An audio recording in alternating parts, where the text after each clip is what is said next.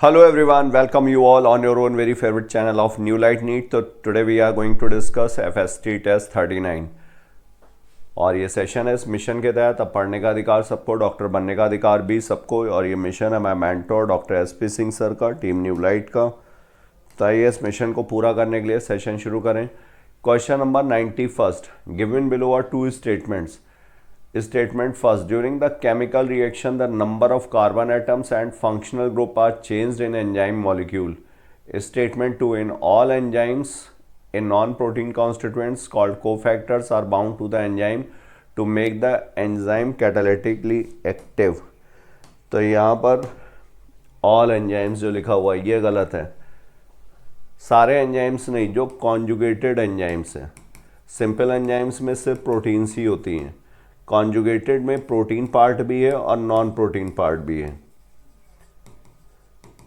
Protein part को बोलते हैं एपोएंजाइम और नॉन प्रोटीन पार्ट जो है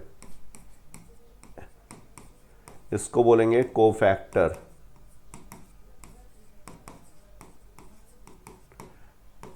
यहां पर तीन तरह के cofactors, coenzymes, prosthetic group, metal ions. तो ये स्टेटमेंट यहाँ पर गलत हो गया है। इन ऑल एंजाइम्स, ऑल की वजह से, non protein constituents called cofactors are bound to the enzymes, ये सब पूरा बाकी सही था, सिर्फ ये नहीं होना चाहिए था। पहला स्टेटमेंट दिया, during the chemical reaction the number of carbon atom and functional group are changed. तो एंजाइम्स क्या है? ये बायोलॉजिकल कैटलिस्ट है और they are never used up in the reaction. ये यूज्ड अप नहीं होते और इनमें केमिकल चेंज भी नहीं होगा। तो चेंज्ड इन एंजाइम मॉलिक्यूल ये गलत दिया हुआ है। तो both statement 1 and 2 are incorrect. Now we move to other question.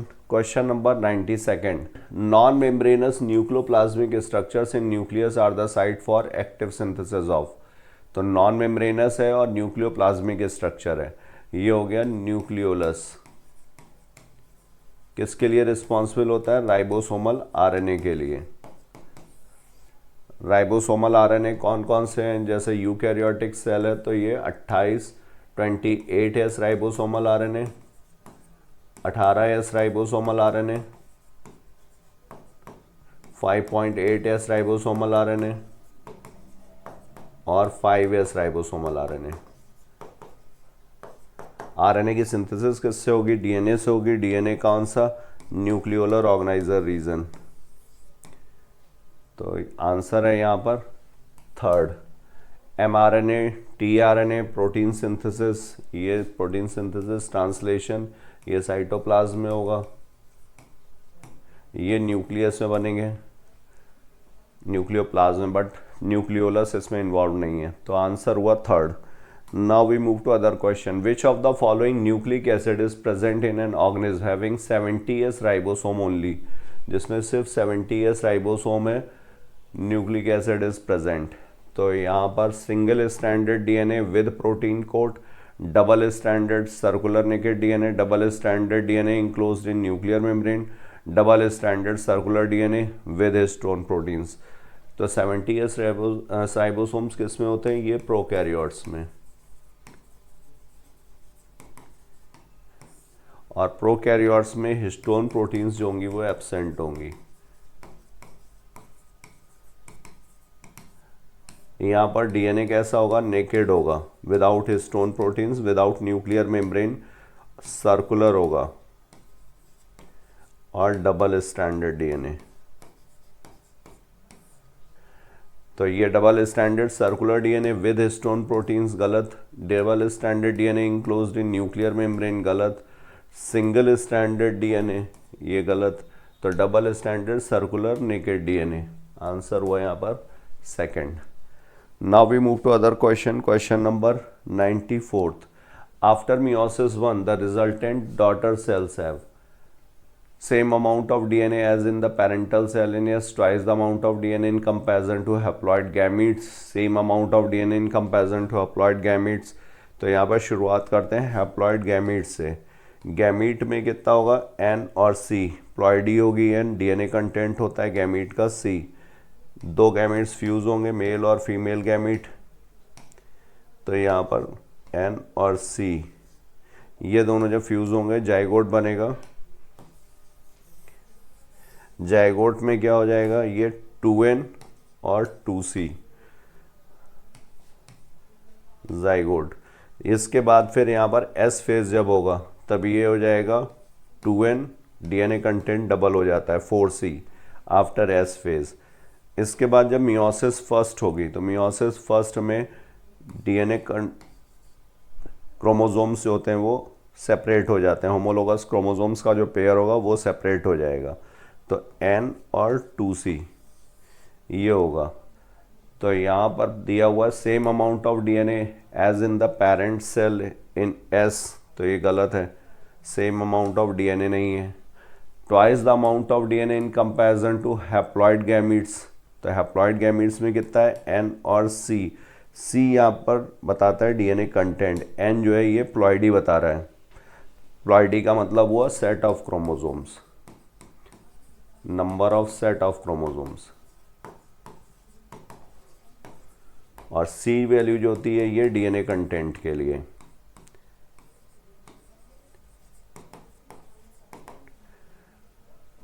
तो यहाँ पर ये 2c है और ये c है, तो इस वजह से ये सही है, twice the amount of DNA in comparison to haploid gametes. 94 का करेक्ट आंसर होगा second. Now we move to other question. Question number 95th, which of the following organic compound is the main constituent of lecithin. तो lecithin ये cell membrane में present है और इसमें क्या है, ये फॉस्फोलिपिड, इसके कंपोनेंट्स देखे जाएं तो ग्लिसरॉल होगा, ट्राईहाइड्रोक्सी प्रोपेन, प्लस इसमें दो फैटी एसिड्स, और तीसरा यहाँ पे फैटी एसिड ना होकर के क्या होता है, फॉस्फेट फॉस्फोरिक एसिड, प्लस यहाँ पर कोलिन। तो ये है इसका स्ट्रक्चर, तो यहाँ पर आंसर होगा phospholipid. 95 is second. Now we move to other question. Question number 96. The main difference between active and passive transport across cell membrane. तो एक्टिव जिसमें एटीपी खर्च होगी, पैसिव जिसमें एटीपी नहीं खर्च होगी, ये along the concentration gradient high concentration से लो कॉन्सेंट्रेशन की तरफ मूव करेगा। तो passive transport is non selective whereas active transport is selective, तो ये गलत है। Passive transport usually non selective, but ये सेलेक्टिव भी हो सकता है। कैसे, जैसे अगर फैसिलिटेटेड डिफ्यूजन की बात की जाए तो facilitated diffusion is very selective.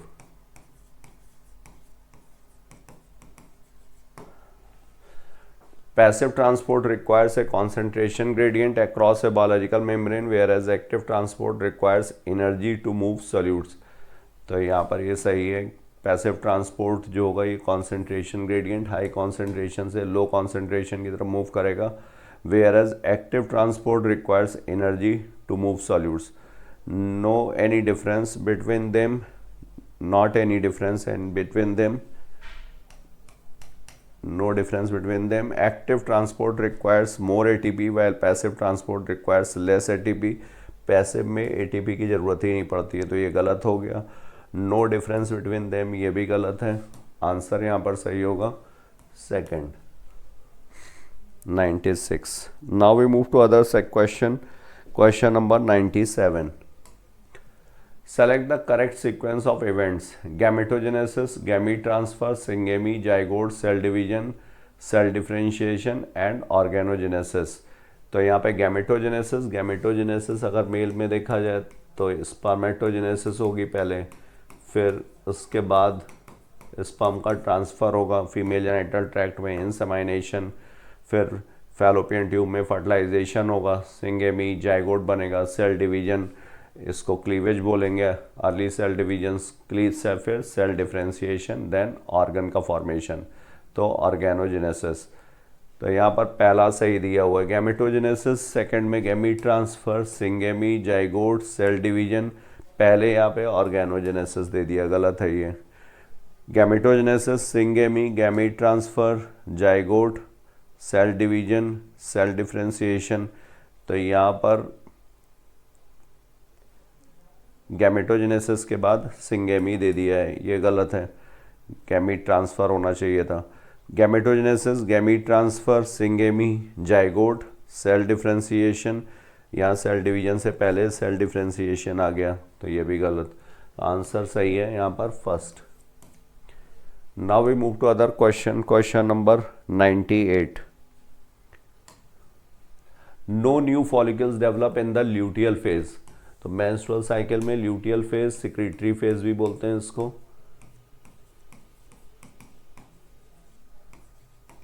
Corpus luteum का फॉर्मेशन होगा ओवरी में, तो ल्यूटियल फेज। सिक्रीटरी फेज क्योंकि ग्लैंड्स का सिक्रीशंस वगैरह बढ़ जाते हैं यूट्रस में, तो इसलिए इसको सिक्रीटरी फेज यूट्रस के रिस्पेक्ट में अगर देखेंगे। तो no new follicles develop in the luteal phase, ये क्यों नहीं, क्योंकि यहाँ पर ल्यूटियल फेज में FSH और LH दोनों का लेवल कम हो जाता है। Follicles do not remain in the ovary after, गलत। FSH levels are high, high नहीं, ये लो हो जाएगा। फॉलिकल स्टिमुलेटिंग हार्मोन है, फॉलिकल का मैचुरेशन मैक्सिमम हो चुका होता है, तो ये गलत है कि हाई है। LH levels are high in the luteal phase, ये भी गलत। तो both FSH and LH levels are low in the luteal phase. Answer सही है fourth. Now we move to other question, question number 99। What will be the sequence of mRNA produced by the following stretch of DNA? यहाँ पर एक template strand दिया हुआ है, एक coding strand दिया है, पूछा क्या गया है mRNA का।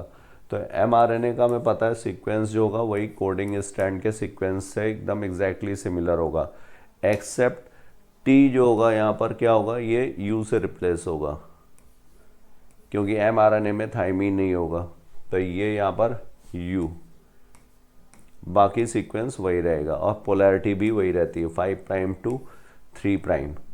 तो आंसर यहाँ पर कौन सा हुआ, UACG, UACG, UACG, UACG and UAC। तो आंसर इज सेकंड। यहाँ पर भी UACG, UACG वगैरह दिया, बट यहाँ पर पोलैरिटी गड़बड़ दे दी। पोलैरिटी भी कोडिंग स्टैंड की जो है वही mRNA की रहेगी। अगर टेम्पलेट स्टैंड के हिसाब से बनाना होता, अगर सपोज ये कोडिंग स्टैंड नहीं दिया हो, सिर्फ टेम्पलेट स्टैंड दिया था, तब हमें कॉम्प्लीमेंटेरिटी के बेसिस पर mRNA बनेगा। ये 5 प्राइम एंड हो गया, A किसके साथ, U के साथ, T किसके साथ, A के साथ, G किसके साथ, C के साथ, फिर G के साथ, तो वही सीक्वेंस आएगा UACG, UACG।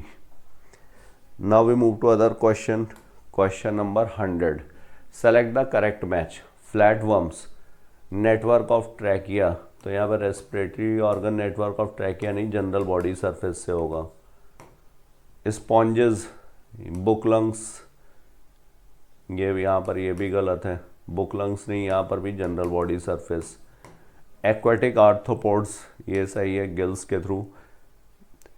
सीलेंट्रेट्स, सीलेंट्रेट्स में भी स्पेशलाइज्ड रेस्पिरेटरी ऑर्गन नहीं है, general body surface. Specialised respiratory organ की शुरुआत होती है आर्थ्रोपोडा से। आंसर हुआ यहाँ पर third. Now we move to other question, question number 101। The two antibiotic resistance genes on vector PBR322 are for। तो PBR322 का अगर स्ट्रक्चर देखें तो इसमें एम्पेसिलिन रेजिस्टेंस जीन और दूसरी जो है वो टेट्रासाइक्लिन रेजिस्टेंस जीन। ये एम्पेसिलिन रेजिस्टेंस जीन हो गई और यहाँ पर ये टेट्रासाइक्लिन रेजिस्टेंस जीन। यहाँ पर ये ROP, रिप्रेसर ऑफ प्राइमर, और यहाँ पर ये ओराई, ओरिजिन ऑफ रेप्लिकेशन। तो यहाँ पर ये PST1, ये PVU1, प्रोटियस वल्गैरिस फर्स्ट, और इसके बाद यहाँ पर EcoR1, CLE1, HindD3, इनके रिस्ट्रिक्शन एंडोन्यूक्लियस के रिकॉग्निशन सीक्वेंसेस प्रेजेंट हैं, EcoR1, CLAV1 एंड HindD3। और यहाँ पर है PBU2, और यहाँ पर ये BAMH1 एंड SAL1, स्ट्रेप्टोमाइसिस एल्वस, ये फर्स्ट।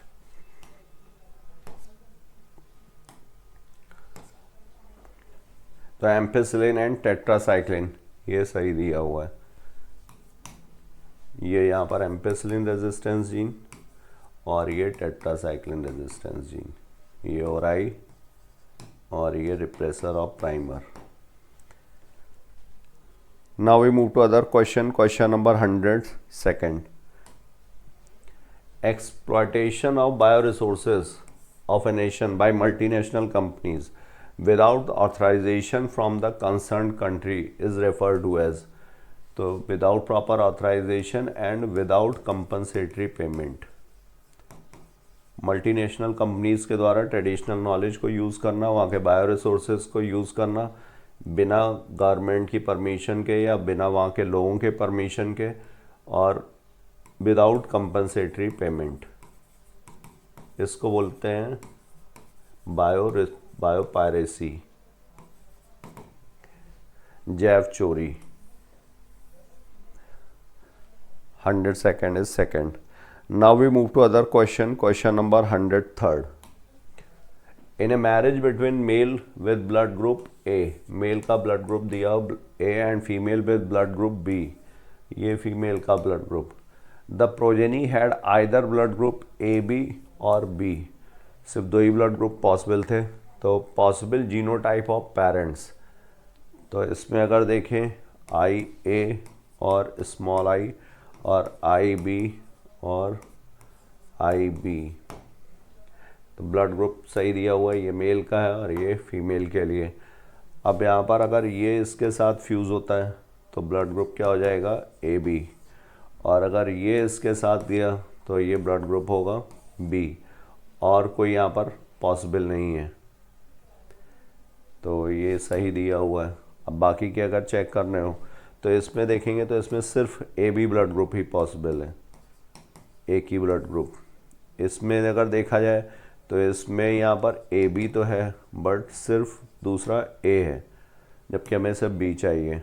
और यहाँ पर अगर देखें तो यहाँ पर ए बी भी बनेगा, ए भी बनेगा, बी भी बनेगा और ओ भी बन सकता है। तो यहाँ पर आंसर होगा first, 103rd। Now we move to other question number 104। Identify A B and C in the diagrammatic representation of the mechanism of hormone action. तो हार्मोन एक्शन को दो तरीके से बताया गया है, एक है प्रोटीन हार्मोन्स या पेप्टाइड हार्मोन्स या अमाइनो एसिड डेरिवेटिव्स।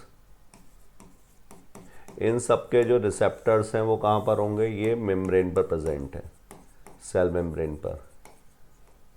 और जो स्टेरॉयड हार्मोन्स हैं, स्टेरॉयड कैसे होते हैं, ये लिपिड डेरिवेटिव्स हैं, तो ये लिपिड सॉल्युबल हुए। इसके अलावा थायरॉक्सिन, हालांकि वो स्टेरॉयड हार्मोन नहीं है, प्लस वो भी उसका भी रिसेप्टर जो होगा वो इंट्रासेलुलर है, क्योंकि इसका आयोडीनेशन होता है, इस वजह से ये क्रॉस कर सकता है। तो प्रोटीन पेप्टाइड अमाइनो एसिड, तो ए क्या हो गया, ये प्रोटीन हार्मोन्स हो गए, बी इसके मेम्ब्रेन बाउंड रिसेप्टर्स हो गए, और इसको यहाँ पर ज़रूरत पड़ेगी सेकेंडरी मैसेंजर्स की। सेकेंडरी मैसेंजर्स कौन कौन से हैं, तो सेकेंडरी मैसेंजर्स हैं calcium, inositol triphosphate and CAMP, cyclic adenosine monophosphate, ये इनोसिटॉल ट्राइफॉस्फेट और कैल्शियम। तो आंसर सही दिया हुआ है second, protein hormone receptor, C is cyclic AMP।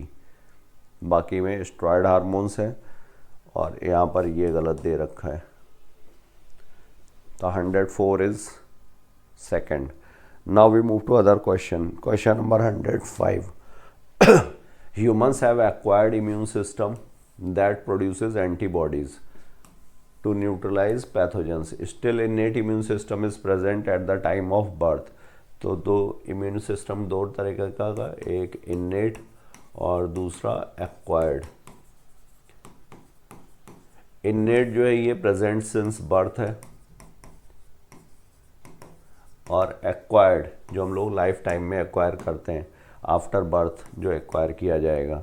तो innate में क्या है, यहाँ पर बैरियर्स पे बेस्ड है, जनरलाइज्ड होगा, नॉन स्पेसिफिक होगा, जबकि ये स्पेसिफिक है, मेमोरी पर बेस्ड है.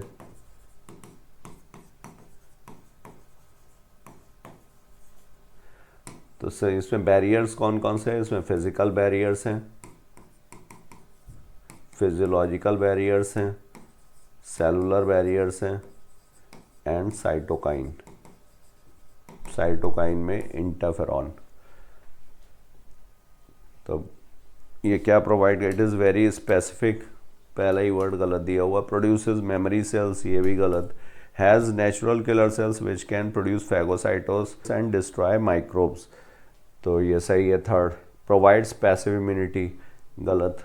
तो यहाँ पर थर्ड. यहाँ पर जो सेलुलर इम्यूनिटी, सेलुलर बैरियर्स थे, इसमें हम लोग देखते हैं तो बैरियर्स कौन कौन, सेल्स कौन से हैं, न्यूट्रोफिल्स हैं, मोनोसाइट्स हैं, मैक्रोफेजेस हैं, and natural killer cells. Natural killer cells, these are type of lymphocytes.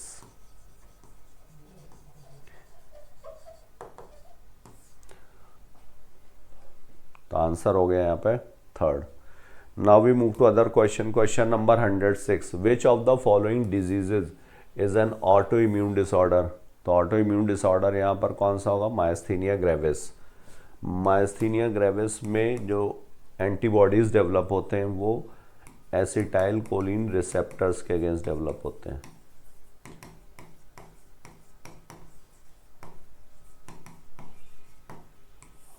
Auto immune मतलब हमारी खुद के इम्यून सिस्टम के लिए, अगर हमारा इम्यून सिस्टम वर्क करने लगे, हमारी खुद की सेल्फ जो डिफेंस मैकेनिज्म है उसी को डिस्ट्रॉय करने लगे, तो ये myasthenia gravis. Now we move to other question. Question number 107. Microsporum. Microsporum ये जेनरा है, रिंग वर्म के लिए रिस्पॉन्सिबल है, fungal infection. Microsporum, epidermophyton and trichophyton, तो ये फंजाई हो गए. एंड अमीबा हिस्टोलिटिका, ये क्या है, ये प्रोटोजोआ है, अमीबियासिस के लिए रिस्पॉन्सिबल है. वूचरेरिया मेलेई, ये फाइलेरियासिस के लिए एनिमल. और इसके बाद स्ट्रेप्टोकोकस. स्ट्रेप्टोकोकस बैक्टीरिया है, स्ट्रेप्टोकोकस निमोनी, ये बैक्टीरिया. तो आंसर यहाँ पर सामने दिया हुआ है matching. A is 1, B is 2, C is 3 and D is 4. Now we move to other question. Question number 108. Which of the following conditions will stimulate parathyroid gland? तो parathyroid gland कैसी है, ये हाइपर कैल्शियमिक हार्मोन है, blood में calcium के level को बढ़ाती है. तो अगर इसका लेवल कैल्शियम का ब्लड में कम होगा तो उस कंडीशन में ये स्टिमुलेट हो जाएगी. तो fall in active vitamin D levels, fall in blood calcium levels, fall in bone calcium levels, rise in blood calcium level. तो rise in blood calcium level गलत है, fall in bone calcium levels ये भी गलत, fall in blood calcium level ये directly responsible है. वैसे active vitamin D levels ये भी इंटेस्टाइनल एब्जॉर्प्शन के लिए ज़रूरी होती है, और अगर ये इंटेस्टाइनल एब्जॉर्प्शन नहीं होगा तो इससे क्या होगा, ब्लड में कैल्शियम की कमी होगी. लेकिन डायरेक्टली रिस्पॉन्सिबल जो ऑप्शन हुआ वो सेकंड हुआ. Next, which of the following is a correct statement. तो करेक्ट स्टेटमेंट यहाँ पर कौन सा, IUDs once inserted need not be replaced. IUDs are generally inserted by the user herself. IUDs increase phagocytosis of sperms in the uterus. IUDs suppress gametogenesis. तो IUDs जो होते हैं ये नॉन मेडिकेटेड भी है, नॉन मेडिकेटेड में लिपीज loop. तो लिपीज loop का जो मैकेनिज्म ऑफ एक्शन है वो फैगोसाइटोसिस, फैगोसिटिक सेल्स का काउंट बढ़ा देता है। और उसके अलावा कॉपर रिलीजिंग, कॉपर रिलीजिंग जो होते हैं ये स्पर्म की मोटिलिटी को सप्रेस करेंगे।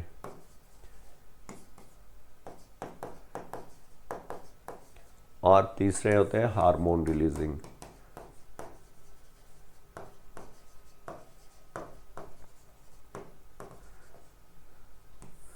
तो हार्मोन रिलीजिंग जो होते हैं ये सर्विक्स को हॉस्टाइल बनाते हैं और इम्प्लांटेशन को चेक करते हैं। तो IUDs increase phagocytosis of sperms in the uterus, ये सही है, बाकी जो एक्शन दिए गलत है। Question number 110, Which of the following sexually transmitted disease do not specifically affect reproductive organs? तो स्पेसिफिकली जो नहीं अफेक्ट करेगा, genital ward, hepatitis B, syphilis, genital herpes, chlamydiasis, AIDS. तो इसमें एड्स और हेपेटाइटिस बी। एड्स प्राइमली किसको, immune system, helpers T cells, CD4 count को कम करता है। इसके अलावा मैक्रोफेजेस। हेपेटाइटिस बी ये प्राइमली लिवर को अफेक्ट करेगा। तो do not specifically affect reproductive organs, आंसर होगा यहाँ पर third. Now question number 111, match the following genera with their respective phylum. तो ऑफयूरा, ब्रिटल स्टार, ये किसका है, एकाइनोडर्मेटा का मेंबर है। Physalia, Portuguese man of war, Coelenterata. Pinctada, pearl oyster, दूसरा नाम, मोलस्का का मेंबर है। प्लानेरिया, डुगेसिया, और ये रीजनरेशन, ट्रू रीजनरेशन शो करता है, और ये प्लेटिहेल्मिन्थीज का मेंबर है। तो आंसर हुआ यहाँ पर A is third, B is fourth, और सी यहाँ पर first, D is second. Answer होगा second. Now we move to other question. Question number 112, Which of the following animals are true coelomates with bilateral symmetry?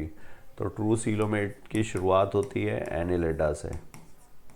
Annelids are true coelomate. तो यहाँ पर annelids दिए हुए हैं, एक अडल्ट एकाइनोडर्मेट्स दिए हुए हैं, एनिलिड्स के आगे ही है एकाइनोडर्मेट्स, तो यहाँ पर भी ट्रू सीलोमेट्स होगा, लेकिन विद बायलैटरल सिमेट्री। तो ये बायलैटरल सिमेट्री नहीं शो करते हैं, adult echinoderms radial symmetry. Larva जो है इनका बायलैटरल सिमेट्री शो करता है, रेडियल सिमेट्री। एस्केलमेंथीज ये सूडो सीलोमेट्स हैं, और प्लेटिहेल्मिन्थीज ये ए सीलोमेट्स हैं। तो आंसर क्या होगा यहाँ पर फोर्थ, क्योंकि बायलैटरल सिमेट्री की शुरुआत हो जाती है प्लेटिहेल्मिन्थीज से। First bilateral symmetry organism are platyhelminths. Now we move to other question. Question number 113. Now question number 113. Match the following cell structure with its characteristic feature. Tight junctions.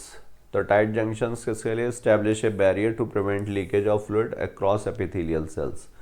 Adhering ये cementing का काम करेंगे, cement neighboring cells together to form sheet. Gap junctions ये cytoplasmic channels provide करेंगे, communication के लिए होगा, ठीक है। सिनेप्सिस ये सिनेप्टिक जंक्शन, सिनेप्सिस जहाँ पर होगी, transmit information through chemicals to another sales.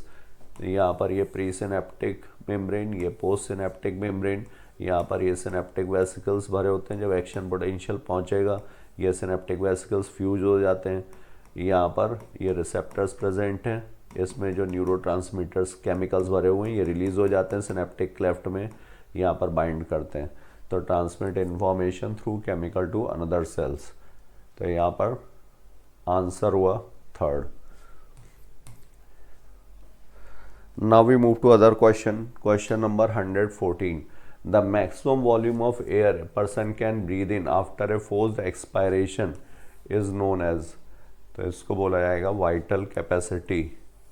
Forced expiration के बाद यहाँ पर पहुँचेगा, तो फोर्स्ड एक्सपायरेशन में यहाँ पहले इसको भरेंगे, फिर टाइडल वॉल्यूम को भरेंगे, और टाइडल वॉल्यूम के ऊपर जो हम लोग फोर्सफुली इनहेल कर सकते हैं, inspiratory reserve volume, tidal volume plus expiratory reserve volume, तो ये तीनों आएंगे, इन तीनों से मिलकर के ही बनती है वाइटल कैपेसिटी। तो आंसर हुआ यहाँ पर second. Now we move to other question. Question number 115। All the components of the nodal tissue are auto excitable. ये मायोजेनिक होते हैं, ऑटो रिदमिक होते हैं, इसी वजह से। Why does the SA node acts as the pace maker. तो SA node को पेस मेकर क्यों बोला गया? क्योंकि एसए नोड का इम्पल्स जनरेशन का स्पीड जो होता है ये फास्टेस्ट है, 75 बीट्स पर मिनट।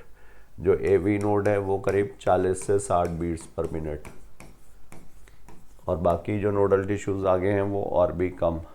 तो इस वजह से ये ऐसे नोड जो था वो उसकी पेस डिसाइड करेगा, इसीलिए पेस मेकर। तो आंसर हुआ SA node as the lowest rate, गलत। SA node is the only component to generate the threshold potential. SA node can convey the action potential, has the highest rate of depolarization. Depolarization मतलब impulse generation. तो 115 is fourth. Now we move to other question. A specialized nodal tissue embedded in the lower corner of the right atrium. तो बात हो रही है AV node की, close to atrioventricular septum, delays the spreading of impulse to the heart apex for about 0.1 second. तो यहाँ पर ये right atrium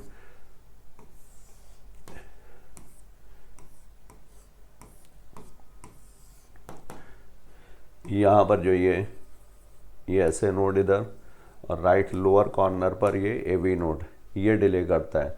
तो इससे ऐसे नोड से जो इम्पल्स जनरेशन होगा वो पहले कहाँ पर, एट्रिया में स्प्रेड होगा, फिर इसके बाद ये एवी नोड तक पहुँचेगा। तो इससे फ़ायदा क्या होगा, एट्रिया का जो कॉन्ट्रैक्शन है वो पूरा कंप्लीट होगा पहले, और इसकी वजह से जो जिसमें ब्लड था 30% ऑफ द ब्लड फ्लो वो बढ़ जाता है। The atria, blood to enter aorta, ventricles to empty completely, blood to enter pulmonary arteries, atria to empty completely. Atria में जो blood है वो पहुंचता है इसकी वजह से, तो 30% of the blood flow will increase. Answer हुआ यहाँ पर fourth. Now we move to other question. Question number 117. Mad cow disease in cattle is caused by an agent which has inert crystal, abnormally folded protein, free RNA without protein coat, free DNA without protein coat. तो mad cow disease ये किसकी वजह से है? ये prions की वजह से। इसी को बोलते हैं बोवाइन स्पंजीफॉर्म इंकेफेलोपैथी, या फिर इसी को बोला जाता है ह्यूमन एनालॉग इसका जो है वो है क्रूजफेल्ड जैकब डिजीज।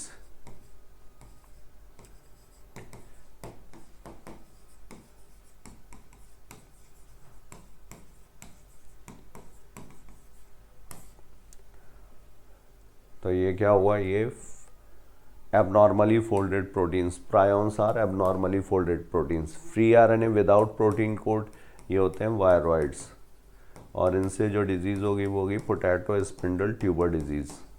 ये सिर्फ प्लांट्स को अफेक्ट करते हैं। 117 is second. Now we move to other question. Question number 118। Which of the following shows whorled phyllotaxy. तो वर्ल्ड फिलोटैक्सी में एक नोड पे more than 2 leaves, more than 2 leaves on a single node। तो ये हो गया वर्ल्ड, और world का एग्जाम्पल क्या है, एल्स्टोनिया। कैलोट्रोपिस, कैलोट्रोपिस में अपोजिट, एक ही नोड पर 2 लीव्स हैं बट ये अपोजिट हैं। और मस्टर्ड और चाइना रोज में एक नोड पर 1 लीफ, और ये अल्टरनेट है। और मोस्ट कॉमन फिलोटैक्सी कौन सी है? अल्टरनेट। तो आंसर हुआ यहाँ पर third. Now question number 119, by carpellary syncarpous ovary is seen in. तो ये किस में होगा? गुलमोहर, सोयाबीन, सेसवेनिया, ये सब लेग्यूमिनस प्लांट्स हैं, लेग्यूमिनोसी फैमिली के हैं। गुलमोहर इसमें लेग्यूमिनोसी में जो सब फैमिली है सीजल प्लांटी उसका मेंबर है, ये फेबेसी के मेंबर्स हैं, और ये सब मोनोकार्पेलरी।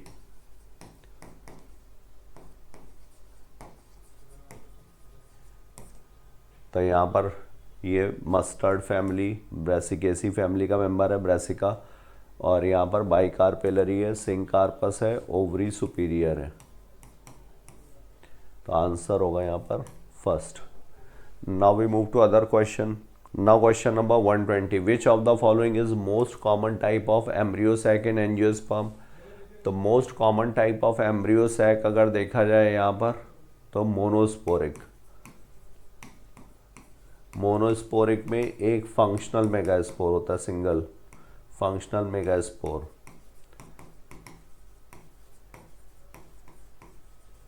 ये फंक्शनल मेगास्पोर जो होगा ये बनाएगा embryo sac.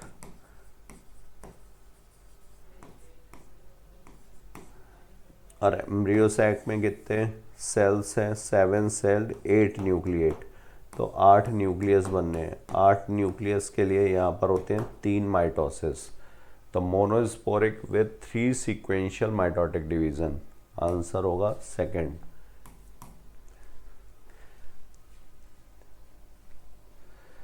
So I have covered my portion. Now further discussion will be carried by my fellow partner Dr. Alice sir. Thank you all of you. Thank you so much. Hello बच्चों, नमस्कार। तो हम लोग अब शुरू करने वाले हैं क्वेश्चन 121 से 150 तक। अभी तक आप लोगों ने 120 तक क्वेश्चंस देख लिए हैं और हम लोग पेपर का डिस्कशन करा रहे हैं FST 39। ठीक है बेटा, चलिए क्वेश्चन देखते हैं 121 क्या कह रहा है आपसे। लिखा हुआ है from the following identify the correct combination of salient feature. किसके सैलिएंट फीचर पूछ रहा है? सैलिएंट फीचर पूछना चाह रहा है वो जेनेटिक कोड के। तो salient feature of genetic code में आपको बताना है कि यूनिवर्सल होते हैं, नियरली यूनिवर्सल होते हैं, तो यूनिवर्सल तक हम चल सकते हैं। नॉन एम्बिगुअस, हाँ अनएम्बिगुअस होते हैं। अगर कोई जी अगर ग्लाइसिन को कोड करता है किसी और को कोड नहीं करेगा। ओवरलैपिंग नहीं होते, गलत बात। डीजनरेट होते हैं, यस डीजनरेट का मतलब होता है कि एक अमीनो एसिड के एक से ज्यादा जेनेटिक कोड हो सकते हैं। ओवरलैपिंग नहीं होते, गलत जवाब हो गया। हालांकि कॉमनलेस वाली बात सही है। यूनिवर्सल, नियरली यूनिवर्सल ठीक है। एम्बिगुअस नहीं होते, अनएम्बिगुअस होते हैं। डीजनरेट हैं, ठीक है। More than one genetic code in a single amino acid. Non overlapping, unambiguous या नॉन एम्बिगुअस। इस तरह से आंसर 121 का 4 हो जाएगा। अगला क्वेश्चन देख लें 122। लिखा हुआ which scientist experimentally prove that DNA is sole genetic material in bacteriophage.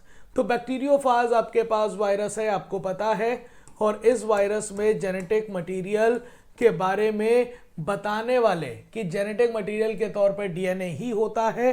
तो यहां से पता लगाने वाले साइंटिस्ट जिसे unequivocal proof of genetic material कहते हैं, और ये एक्सपेरिमेंट था हर्शे एंड चेज का। किसका था? हर्शे एंड चेज का एक्सपेरिमेंट, और ये एक्सपेरिमेंट था 1952 में।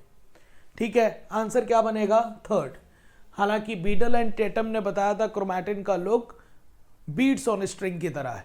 मेसेंसल एंड स्टाल ने भी सेमी कंजर्वेटिव टाइप का डीएनए रेप्लिकेशन होता है, लेकिन ये प्रोकैरियोट्स में बताया था।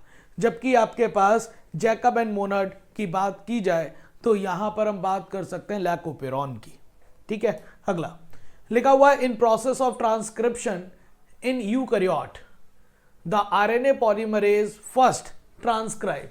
तो आरएनए पॉलीमरेज फर्स्ट क्या ट्रांसक्राइब करेगा, और वो भी यूकैरियोट्स में। आपको पता है प्रोकैरियोट्स में एक ही आरएनए पॉलीमरेज है, लेकिन यूकैरियोट्स में 3 तरह के आरएनए पॉलीमरेज है, फर्स्ट, सेकंड और थर्ड।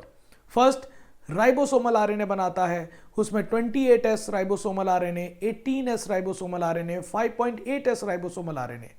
तो आपको mRNA with additional process capping और टेलिंग की बात है नहीं, टीआरएनए की बात है नहीं, ये तो पॉलीमरेज थर्ड की बात हो सकती है ना। आपके पास ये लिखा हुआ rRNA 20S 18S 5.8S। जवाब तो आपके पास थर्ड बन गया है। प्रिकर्सर ऑफ mRNA या hnRNA को बनाता है पॉलीमरेज सेकेंड। ये काम किसका है? पॉलीमरेज सेकेंड का काम है। अगला देखिए, आंसर तो आपके पास क्या बन जाएगा बेटा? आंसर तो बन गया था 123 का थर्ड।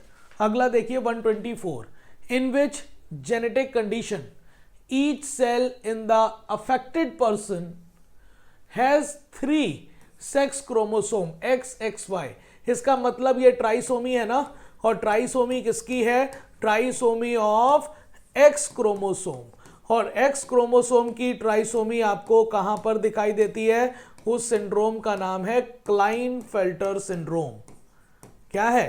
क्लाइनफेल्टर सिंड्रोम की बात कर सकते हैं। और क्लाइनफेल्टर सिंड्रोम में फिनोटिपिकली तो मेल है, लेकिन उसमें बहुत सारे फेमिनाइन कैरेक्टर भी हैं, जैसे कि गायनेकोमास्टिया, है ना।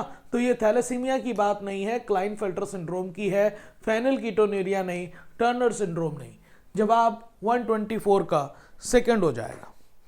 अगला देख लें, अगला question 125, select the correct match. Correct match बताना है पॉपुलेशन इंटरेक्शन के लिए। आपको पता है predator of prey, prey of predator के लिए प्रे होगा प्लस, माइनस होगा प्रे, तो ये प्लस प्लस लिखा हुआ है, गलत बात। लिवर फ्लूक और ह्यूमन पैरासाइट है, लिवर फ्लूक तो प्लस में है और ह्यूमन माइनस में है, ये वाली बात सही है। फिर लिखा कुकू और क्रो, तो कुकू फायदे में है क्योंकि ब्रूड पैरासिटिज्म देखने को मिलेगा, और क्रो नेगेटिव में है, तो आपके पास ये वाली बात भी गलत है। और sea anemone and clownfish, sea anemone 0 और क्लॉनफिश जो होगा उसका फायदा हो जाएगा, कमेंसलिज्म की बात है, लेकिन यहां पर अमेंसलिज्म का एग्जांपल दिया हुआ है। इस तरह से आंसर आपका 125 का सेकंड बनेगा। क्लियर? अगला क्वेश्चन देख लें 126, लिखा हुआ है असर्शन में potato and sweet potato is an example of analogy. बात बिल्कुल सही है। एनालॉगी का मतलब है कि ओरिजिन डिफरेंट है लेकिन फंक्शन सेम कर रहा है। ओरिजिन डिफरेंट है कैसे? क्योंकि आपके पास पोटैटो एक स्टेम है और स्वीट पोटैटो रूट है, लेकिन फंक्शन सेम ऐसे क्योंकि दोनों रख रहे हैं फूड का स्टोरेज। तो आपके पास एनालॉगी है और उसका रीजन लिखा हुआ है, potato is modification of stem, जबकि sweet potato is modification of root, but they perform similar function, जो कि है स्टोरेज ऑफ फूड। तो आपके पास असर्शन सही, रीजन सही और रीजन करेक्ट एक्सप्लेनेशन है। इस तरह से आंसर 126 का थर्ड हो जाएगा। अगला prosthetic group, prosthetic group differ from coenzyme in that. तो prosthetic group they require ions for their activity. तो आयंस एक तरह के मेटालाइन जो हेल्प करते हैं, वो एक तरह के आपके पास एक्टिवेटर के तौर पर होते हैं, वो मेटालाइन है, उन्हें हम प्रोस्थेटिक ग्रुप नहीं कह रहे। तो ये वाली बात गलत है। दे मतलब prosthetic group are tightly bound to the apoenzyme, ये बात सही है, क्योंकि जो प्रोस्थेटिक ग्रुप है वो एपोएंजाइम प्रोटीन पार्ट से टाइटली बाउंड होता है, जबकि जो कोफैक्टर्स हैं, कोफैक्टर मतलब अगर मैं बचे हुए कोएंजाइम की बात करूं, कोएंजाइम और एक्टिवेटर ट्रांजिएंटली जुड़े होते हैं, तो इस मामले में तो अलग है ही। फिर लिखा है their association with apoenzyme is transient, prosthetic group permanently या फिर टाइटली बाउंड होता है। ये फीचर तो आपके पास मेटालाइन और कोएंजाइम का है। They can serve as cofactor in the number of enzyme catalysed by, तो कोफैक्टर के तौर पर प्रोस्थेटिक ग्रुप भी काम करता है और कोएंजाइम भी, एक्टिवेटर भी, तो डिफर नहीं हुआ। डिफर इस केस में हो सकता है। आंसर 127 का सेकंड हो सकता है। इस मामले में डिफर है प्रोस्थेटिक ग्रुप कोएंजाइम से। अच्छा क्वेश्चन है बेटा। लिखा हुआ है crossing over takes place between which chromatid and in which stage of cell cycle. आपको पता है ये क्रोमोस जो क्रॉसिंग ओवर होता है कहाँ होता है? होता है मियोसिस 1 के, प्रोफेज 1 के, पैकाइटीन में, जहां पर जेनेटिक मटेरियल का एक्सचेंज हुआ है non sister chromatid of homologous chromosome. तो देखिए यहां non sister chromatid of non homologous लिखा हुआ है, गलत। Non sister chromatid of homologous chromosome at pachytene stage, बिल्कुल सही जवाब।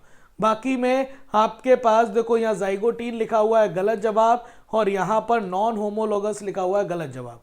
इस तरह से आंसर सेकंड बनेगा 128 का। 128 का आंसर क्या बन जाएगा बेटा? सेकंड। 129 लिखा हुआ है where is the respiratory electron transport system, मतलब इलेक्ट्रॉन ट्रांसपोर्ट सिस्टम जिसे हम ऑक्सीडेटिव फॉस्फोराइलेशन भी कहते हैं, उसकी लोकेशन पूछ रहा है कहाँ होती है, तो वो होती है इनर मेम्ब्रेन ऑफ माइटोकॉन्ड्रिया में। कहाँ होती है बेटा? Inner membrane of mitochondria. Mitochondria के इनर मेम्ब्रेन में होती है बेटा, ये जवाब होगा। तो माइटोकॉन्ड्रियल मैट्रिक्स नहीं, आउटर मेम्ब्रेन नहीं, इनर मेम्ब्रेन सही है। आंसर 129 का थर्ड हो जाएगा। ठीक, अगला क्वेश्चन देखो 130 लिखा हुआ इन हैचन स्लैग पाथवे। हैचन स्लैग पाथवे कौन से प्लांट पर चलेगा? वो प्लांट है C4 प्लांट, और C4 प्लांट में प्राइमरी CO2 एक्सेप्टर होता है 3 कार्बन का फॉस्फोइनॉल पायरुवेट, और बनता है फर्स्ट आपके पास जो कंपाउंड है वो 4 कार्बन का होता है, इसी वजह से हम इसे C4 साइकिल कहते हैं। यहाँ पर जो एंजाइम चाहिए वो एंजाइम होता है पेप्केज, तो फर्स्ट CO2 एक्सेप्टर हुआ फॉस्फोइनॉल पायरुवेट या पायरुविक एसिड जो कि 3 कार्बन का होता है।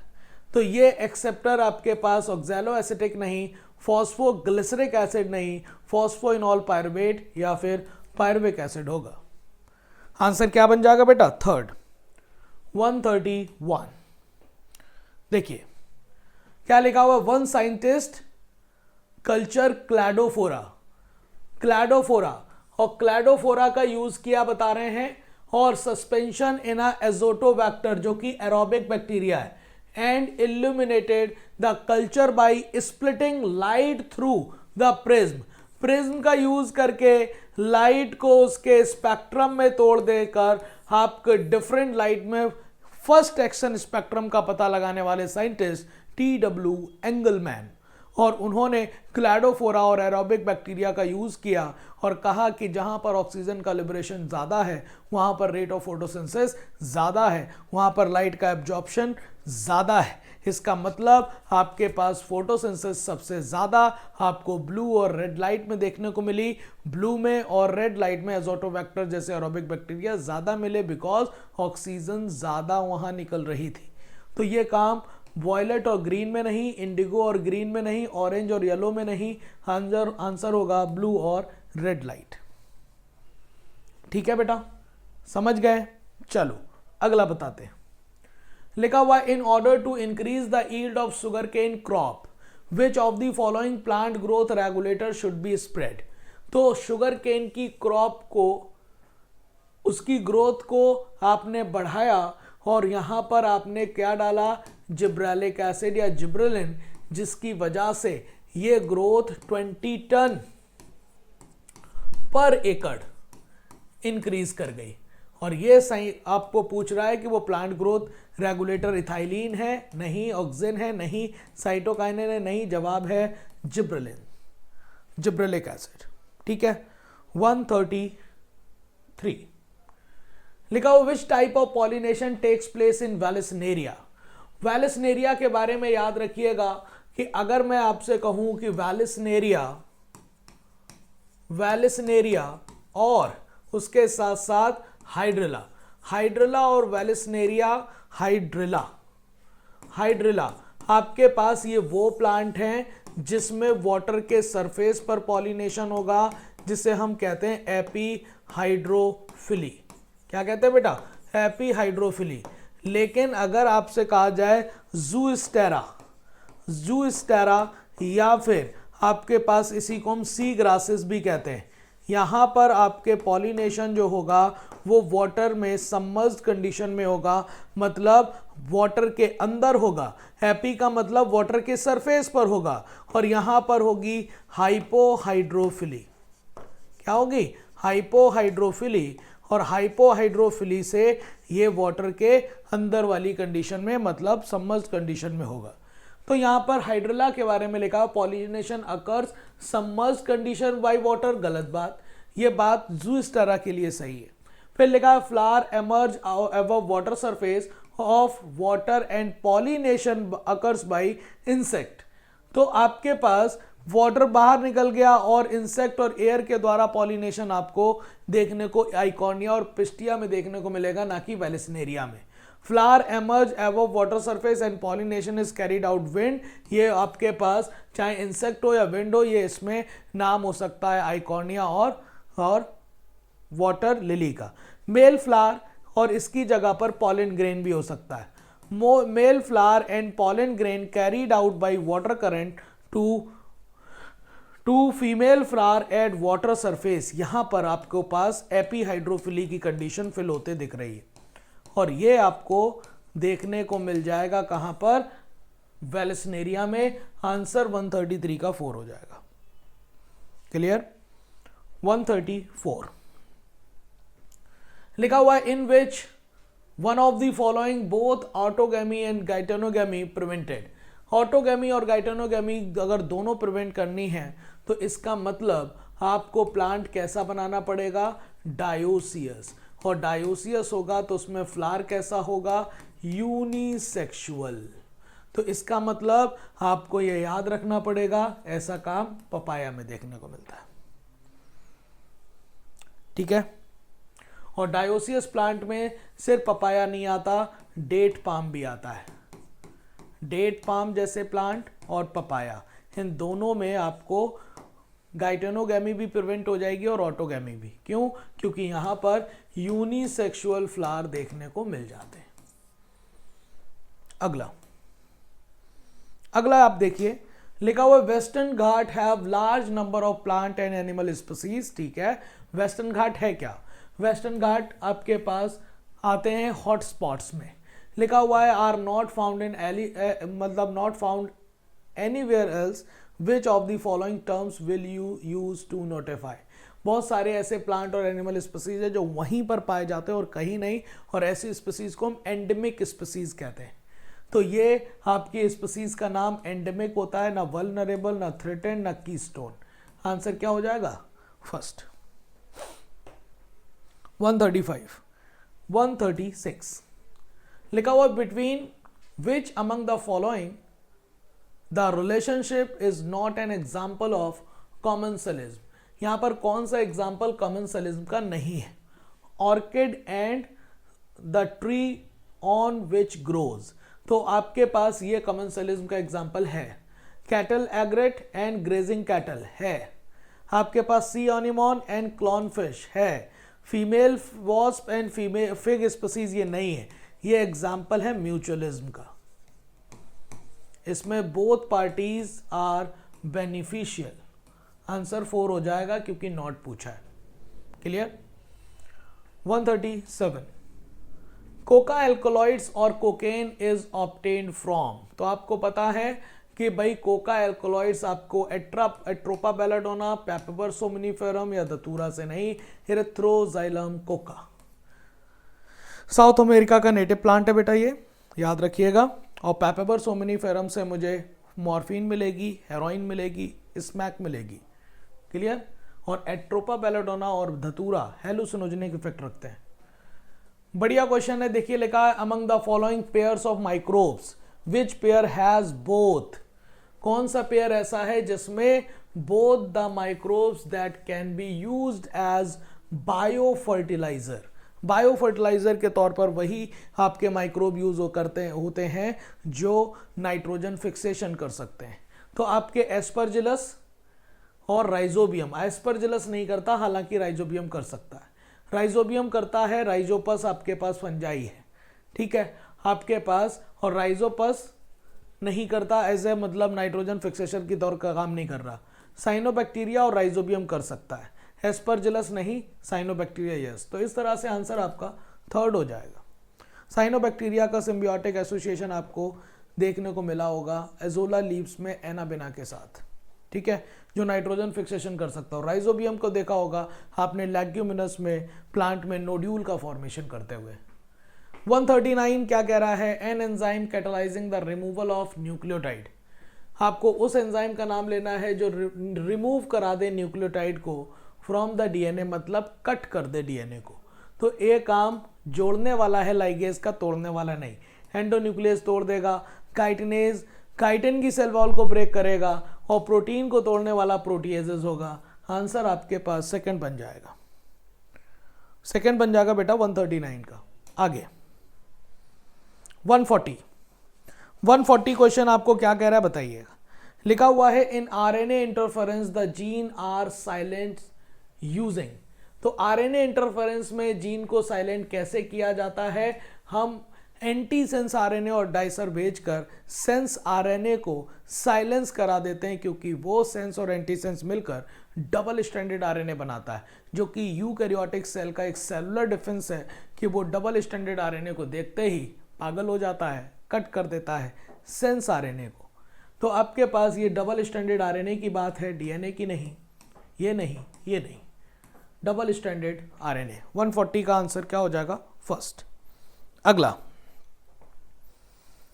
आपके पास मैचिंग है। मैचिंग में ट्रोफोब्लास्ट लिखा हुआ है, क्लीवेज लिखा हुआ है, इनर सेल मास लिखा हुआ है, इम्प्लांटेशन लिखा हुआ है। तो आपको ये बात पता है कि हम इम्प्लांटेशन को लेकर चल रहे हैं, देखते हैं। लिखा हुआ है इम्प्लांटेशन कहाँ होगा? एम्बेडेड होगा in of blastocyst in the endometrium. तो डी का हो जाएगा फर्स्ट। डी का फर्स्ट यहाँ नहीं दिया, यहाँ नहीं दिया, यहाँ दिया हुआ है। दो आंसर हो सकते हैं। इनर सेल मास क्या है? तो group of cell that would differentiate as embryo, ये वाली बात सही है। तो सी का क्या हो जाएगा? सेकेंड।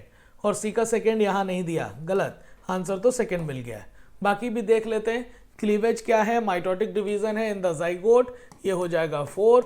और ट्रोफोब्लास्ट आउटर लेयर है ब्लास्टोसिस्ट की, अटैच होंगी एंडोमेट्रियम से, तो ये आपके पास थर्ड, 4, सेकेंड, फर्स्ट। आंसर बिल्कुल सही है, सेकेंड ही आएगा। अगला क्वेश्चन देखिए 142 क्या कह रहा है, देखिए। लिखा हुआ है significance of heat shock method in bacterial transformation is facilitate. आपको पता है कि सेल को कॉम्पिटेंट बनाना पड़ता है रिकॉम्बिनेंट डीएनए को टेकअप करने के लिए। बैक्टीरियल सेल को कैसे हम कॉम्पिटेंट बनाते हैं? सबसे पहले उसे डाइवैलेंट कैटाइन जैसे कि कैल्शियम से ट्रीट कराएंगे, फिर उसे हम रख देंगे आइस पर, और फिर आइस से निकालकर फिर हम उसे ले जाएंगे 42 डिग्री सेंटीग्रेड पर, एंड देन फिर आइस पर रख देंगे। ऐसे बैक्टीरिया कॉम्पिटेंट हो जाता है, उसके पोर साइज बढ़ जाते हैं, डीएनए एंटर कर जाता है, रिकॉम्बिनेंट डीएनए एंटर कर जाएगा। और यही तो हम चाहते थे कि डीएनए या रिकॉम्बिनेंट डीएनए का transfer into the host cell, उसके लिए मुझे कॉम्पिटेंट बनाना पड़ता है। ये बाइंडिंग के लिए नहीं है, ये uptake of DNA through membrane transport protein, या फिर लिखा हुआ है uptake of DNA through transient pores in the bacterial cell wall. ये वाली बात सही है, ये नहीं है। उसके बाद expression of antibiotic resistant gene नहीं, आंसर आपका थर्ड, 142 का थर्ड, 142 का थर्ड हो जाएगा बेटा। ठीक है, अगला क्वेश्चन बताइए 143। लिखा हुआ है which of the following organism is not a source of restriction endonuclease. तो सोर्स कौन नहीं है? रेस्ट्रिक्शन एंडोन्यूक्लियेज का सोर्स है prokaryote, prokaryotic bacteria, prokaryote cell जो है वो है सोर्स आपके पास। हीमोफिलस इन्फ्लुएंजा बैक्टीरिया है, सोर्स हो सकता है। ईस्चरिचिया कोलाई बैक्टीरिया है और ये भी सोर्स हो सकता है। एंटमीबा कोलाई, एंटमीबा हिस्टोलिटिका, याद रखिएगा ये प्रोटोजोन है, और प्रोटोजोन आपके पास यूकैरियोट होते हैं। क्या होते हैं? यूकैरियोट, और यूकैरियोट होते हैं, तो ये बात इसके लिए नहीं बनेगी। और बैसिलस नाम से ही लग रहा होगा, एलोंगेटेड शेप का बैक्टीरिया, ये वाली हो जाएगी क्योंकि ये भी बैक्टीरिया है। तो आंसर आपके पास 143 का थर्ड होना चाहिए। ठीक है, चलो अगला बताते हैं 144 पैथोफिजियोलॉजी इज द। तो क्या पता है आपके पास फिजियोलॉजी का मतलब क्या होता है, एनाटॉमी का मतलब क्या होता है, मॉर्फोलॉजी का मतलब क्या होता है, और फिर पैथोफिजियोलॉजी का मतलब। अगर बॉडी के इंटरनल स्ट्रक्चर्स को हम पढ़ रहे हैं तो वो एनाटॉमी है। हार्ट देखने में कैसा है, हार्ट का स्ट्रक्चर क्या है, एनाटॉमी है। हार्ट काम कैसे करता है, कोई भी ऑर्गन कैसे फंक्शन करता है, किस तरह से वो नॉर्मल फिजियोलॉजी में मेंटेन होता है, मतलब किस तरह से अपना बॉडी की होम्योस्टेसिस बनाने के लिए उसका रोल क्या है। अगर हम फंक्शन ऑफ द ऑर्गन पढ़ रहे हैं तो फिजियोलॉजी है, लेकिन किसी रीजन से वो ऑर्गन अपना काम नहीं कर पा रहा, उसका फंक्शन डिस्टॉर्टेड हुआ है, अल्टर्ड हुआ है, इसका मतलब डिस्टॉर्टेड या altered function of the organ पढ़ना पैथोफिजियोलॉजी कहलाता है। क्या कहलाता है? पैथोफिजियोलॉजी। तो study of physiology of pathogen नहीं, study of normal physiology of host नहीं, study of altered physiology of host, ये बस पैथोफिजियोलॉजी का मतलब ये होता है। अल्टर्ड मतलब डिस्टॉर्टेड। ठीक है। 144। अगला 145 लिखा हुआ, if a population of 50 paramecium, गौर से पढ़िएगा बेटा, 50 paramecium present in a pool increases to 150 after an hour, 1 घंटे बाद 50 से क्या होगा? 150। What would be the growth rate? कभी भी अगर आपसे ये नॉर्मल पूछा जाए और नॉर्मल पूछने पर आपको यहाँ पर परसेंटेज की बात नहीं है, तो याद रखिएगा ये एब्सोल्यूट ग्रोथ रेट की बात कर रहा है। तो आपने ग्रोथ रेट में एब्सोल्यूट ग्रोथ रेट पढ़ा होगा, final minus initial. Final minus initial, final क्या है? 150, इनिशियल क्या था? 50। तो बताइए आपके पास कितना ग्रोथ रेट हुआ है? तो एब्सोल्यूट ग्रोथ रेट हुआ है 100 आपके पास पैरामीशियम पर आर। लेकिन अगर क्वेश्चन में आपसे पूछ लेता relative growth rate per unit individual, per unit time, per capita, तो अगर आपसे वो परसेंटेज की बात करता और यही क्वेश्चन होता, तो अगर वो परसेंटेज या रिलेटिव ग्रोथ रेट पूछता तो जवाब क्या होता? तो परसेंटेज या फिर रिलेटिव ग्रोथ रेट अगर आपसे पूछना चाहता तो पर कैपिटा निकालते हैं बेटा, और आपको पता है उसका मतलब क्या होता है? Final minus initial upon initial into 100। तो आपको फाइनल क्या है? फाइनल था 150, इनिशियल क्या था? 50, अपॉन क्या करोगे? 50 मल्टीप्लाई बाई 100। तो ये आपके पास 150 में से 50 गया 100 हो गया, 100 बटे 50 इंटू 100। तो आपको पता है 50 दूना मतलब ये 200% आता। क्या आता? 200%। तो आप ये बात समझिएगा, यहां पर रिलेटिव ग्रोथ नहीं पूछी, आपको सिंपल सा एब्सोल्यूट ग्रोथ रेट की बात कर रहा है। तो इस तरह से आंसर सिंपल आ जाएगा, फाइनल माइनस इनिशियल। अगर वो रिलेटिव पूछता तो हम बात करते परसेंटेज की, तो आपको यहां पर ये वाला फॉर्मूला लगाना होता, ये ग्रोथ मॉडल में दिया हुआ है।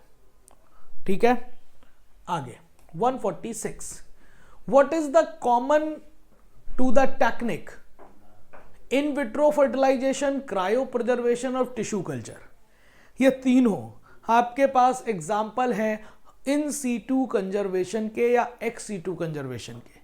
तो आप पता है कि इन विट्रो मतलब आपने एग और स्पर्म बाहर लिया, लैब में आप जो है ना उसी कंडीशन को प्रोवाइड कराकर फर्टिलाइजेशन करा रहे हो।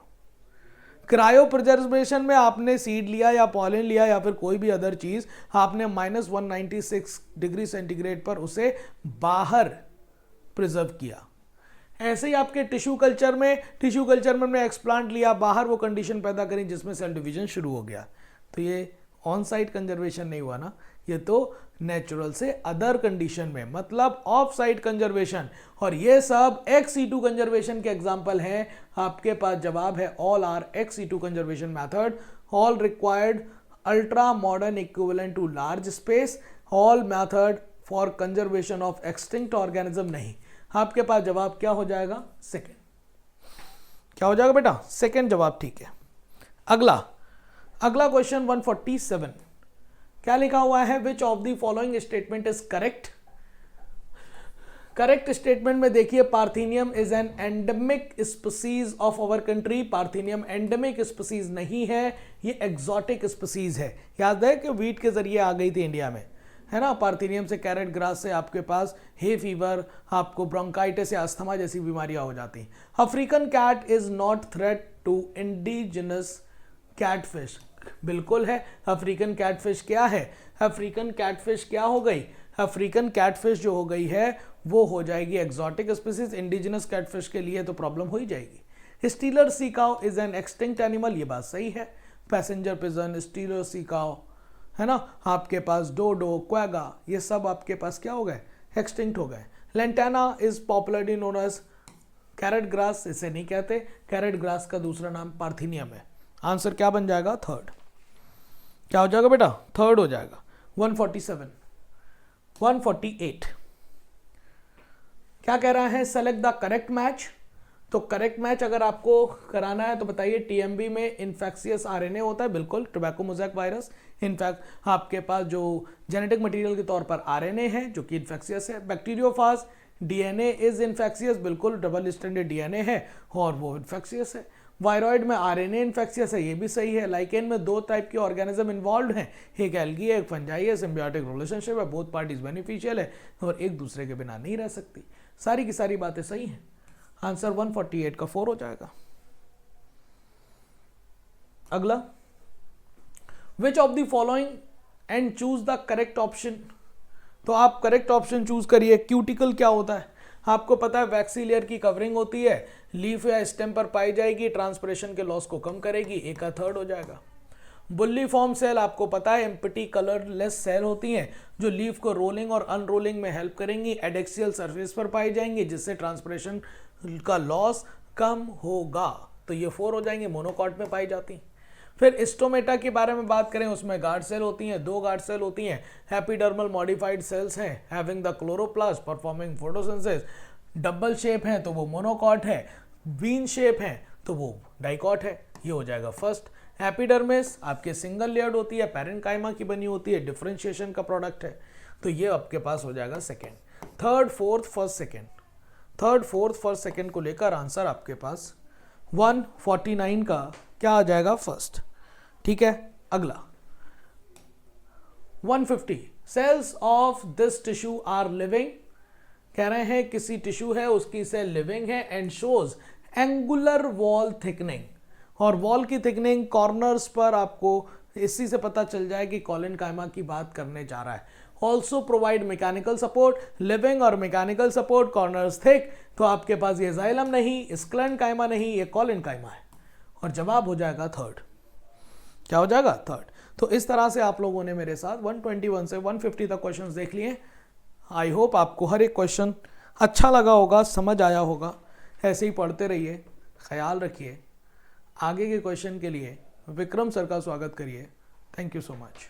हेलो बच्चों, न्यू लाइट के यूट्यूब चैनल पर आप सभी का स्वागत है प्यारे बच्चों। और मैं विक्रम चक्रवर्ती आज आपके समक्ष लेकर के हाजिर हुआ हूं all India full syllabus test 39 का यूट्यूब पर पेपर डिस्कशन। और आज हम लोग का पेपर है जो है वो 2 मार्च का पेपर है। प्यारे बच्चों, ये पेपर के लगभग आधे क्वेश्चन आपके उड़ीसा 2019 के ये पेपर के क्वेश्चन है। बाकी अदर कुछ एग्जाम्पलर के क्वेश्चन है, कुछ चूँकि हमारे इंस्टीट्यूट का ये मिशन है कि पेपर आने से पहले आप लोग का PYQ तैयार किया जाए। तो आई होप पेपर आपने देखा होगा तो आप खुद ही लग गया होगा। लगभग ऑलमोस्ट 50% पेपर जो है उड़ीसा नीट का पेपर है और बाकी क्वेश्चन कुछ एग्जाम्पलर के, कुछ मैंने बना के डाले हैं। पेपर ठीक था, आपने बढ़ के हिस्सा लिया, इसके लिए आप सभी को बहुत धन्यवाद। सबसे पहले पेपर को डिस्कस करने वाले हमारे सीनियर साथी डॉक्टर शैलेंद्र सर और डॉक्टर अली सर को बहुत बहुत धन्यवाद देना चाहेंगे जिन्होंने पेपर का बखूबी बहुत ही शानदार और वेल एक्सप्लेन किया है। और आई होप मैं भी आज आपको बहुत कुछ कराने वाला हूँ। मेरे जोश को देख के आपको लग रहा होगा क्योंकि आज के सवाल थोड़े ठीक है। आप देखिए क्वेश्चन नंबर 151, हाउ, ये आपके एग्जाम्पलर का क्वेश्चन है, याद रखिएगा क्योंकि अब बच्चों आपको एग्जाम्पलर भी तैयार कराना है।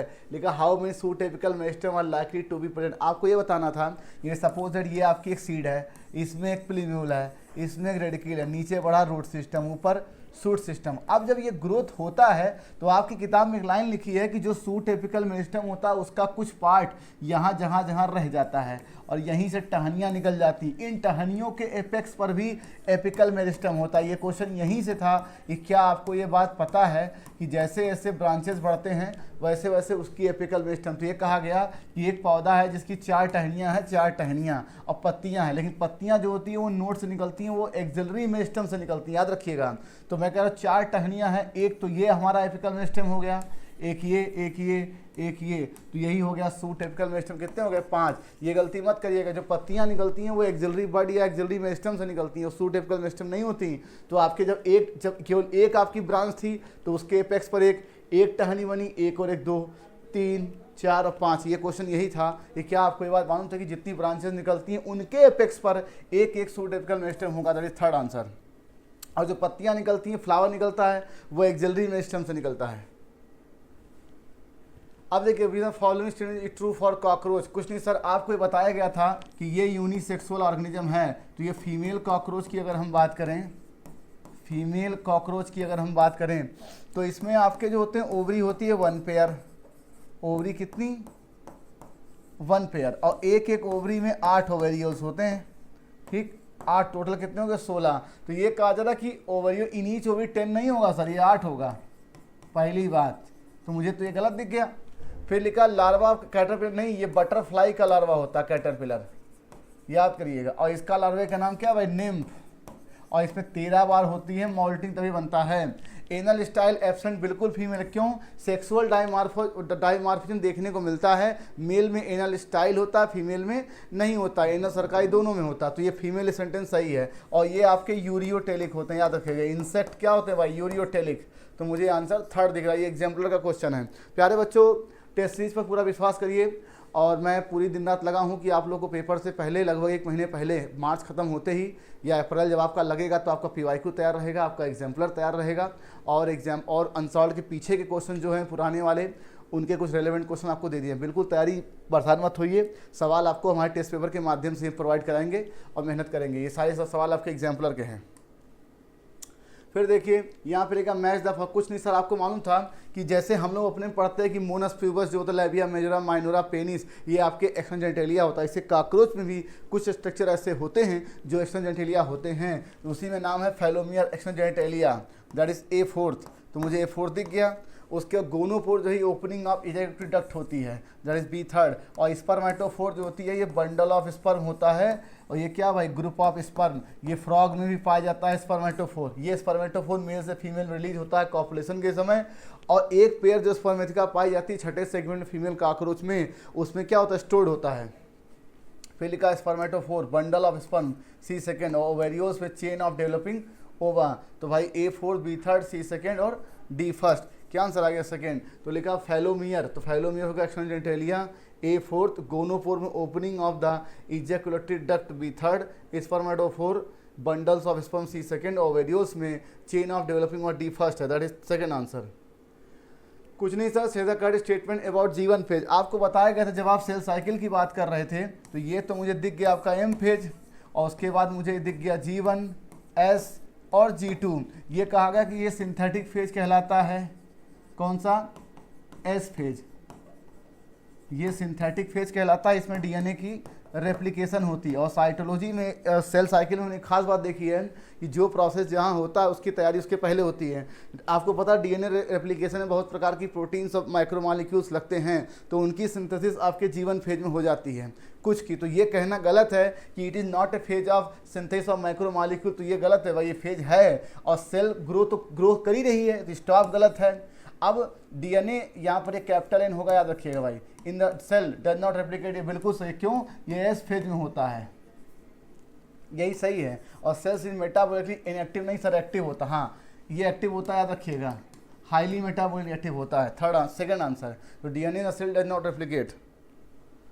अब देखिए, आप जमाने से पढ़ते आए हैं विवग्योर, याद रखिएगा। तो रफली ये स्टार्ट होता है 380 nm से और ख़त्म होता है 700, तो हम इसको रफली 400 अगर मान लें, तो यही आपका पार है फोटोसिंथेटिकली एक्टिव रेडिएशन। और ये एग्जाम्पलर में क्वेश्चन दिया हुआ, याद रखिएगा।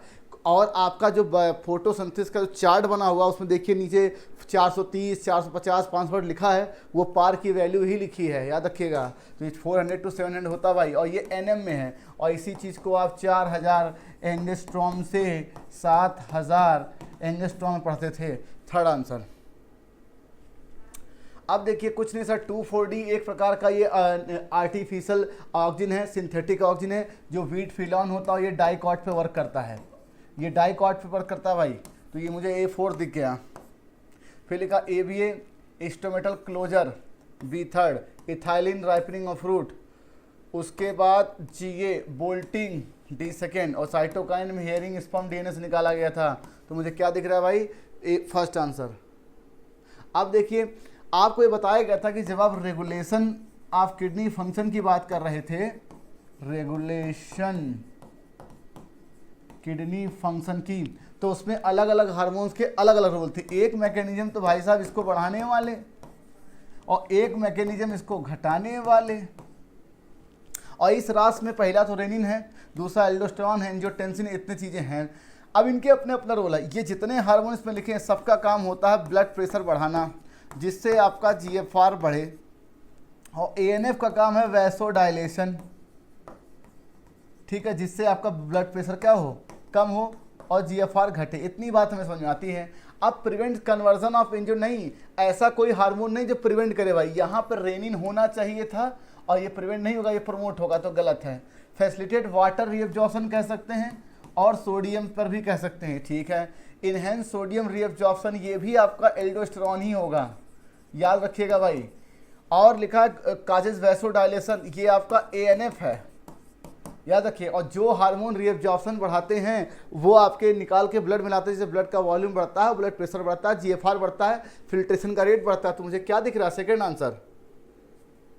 उसके बाद डायलाइजिंग यूनिट आर्टिफिशियल किडनी। एक बार बताइए, आपको मालूम है कि हमारा ये ब्लड जा रहा है, इसके अंदर यूरिया है, या इसी को आप नाइट्रोजिनस वेस्ट कहते हैं। और आप डायलिसिस कराते किस लिए थे कि ये यूरिया शरीर से बाहर निकल जाए, और यहाँ पर कोई ATP लगती नहीं थी। इसका मतलब हमें इसको अलोंग द कंसंट्रेशन ग्रेडियंट भेजना है। तो हम क्या करेंगे कि जो हमारी ये सेलोफेन ट्यूब होती है, डायलाइजिंग यूनिट, इसमें यूरिया नहीं होता, और इसमें जितने फिल्ट्रेट के कॉम्पोजिशन होते हैं लगभग सेम होते हैं प्लाज्मा की तरह, केवल यूरिया नहीं होता। अब इसमें यूरिया नहीं है, तो जब ब्लड इससे पास आउट होगा तो यूरिया इसमें डिलीवर कर दे, क्यों, कंसंट्रेशन के, तो नो यूरिया, याद रखिएगा, इसमें यूरिया नहीं होती। क्यों यूरिया क्यों रखेंगे, क्योंकि यूरिया हमें निकालना है ब्लड से, इसीलिए आपने हीमोडायलिसिस कराई थी, याद रखिएगा, ये बात याद रखिएगा। तो लिखो इसमें नो यूरिया। अब देखिए, ये तो आप पढ़ते हैं कि सोडियम और पोटेशियम का डिफरेंशियल कंसंट्रेशन ही होता है जो नर्व इम्पल्स के रिस्पॉन्सिबल है। हम पढ़ते हैं कि बाहर सोडियम होता है, अंदर पोटेशियम होता है, ठीक है, लेकिन फिर भी ये निगेटिव चार्ज होता है। और पोटेशियम कंसंट्रेशन बाहर सोडियम से 10 गुना ज़्यादा होती है, लेकिन यहाँ पर निगेटिवली चार्ज प्रोटीन वगैरह भी होते हैं, ठीक। तो बाहर सोडियम और पोटेशियम, इन्हीं का डिफरेंशियल डिस्ट्रीब्यूशन ही होता है जो आपके डिफरेंस की वजह से रेस्टिंग इवेंट का पोटेंशियल डिफरेंस होता है। और इन्हीं का कंसंट्रेशन जब डिस्टर्ब करेगा बच्चों, तो आपका क्या आ जाएगा, एक्शन पोटेंशियल। पहले यहाँ से जब यहाँ स्टिमुलस मिलेगा तो सोडियम अंदर आता है, इसी को हम नर्व इम्पल्स की इनिशिएशन कहते हैं, एक्शन पोटेंशियल, फर्स्ट आंसर। अब देखिए, कुछ नहीं सर, रेस्टिंग पोटेंशियल का मतलब क्या है, electrical potential difference along resting neural membrane. Suppose that ये आपका एक पोटेंशियल है जो रेस्टिंग कंडीशन में बाहर प्लस माइनस अंदर, तो ये तो रेस्टिंग पोटेंशियल में ही जाएगा। और नर्व इम्पल्स का मतलब एक इलेक्ट्रिकल वेव होती है, like response of neuron to stimulus. यहाँ पर हमने इसे पंचर किया तो ये वेव चलती, याद रखिएगा, दैट इज B4। और साइनेप्टिक क्लेफ्ट का मतलब होता है आपका ये पोस्ट प्री सिनेप्टिक और ये पोस्ट सिनेप्टिक के बीच में जो गैप होता है, यही है साइनेप्टिक क्लेफ्ट,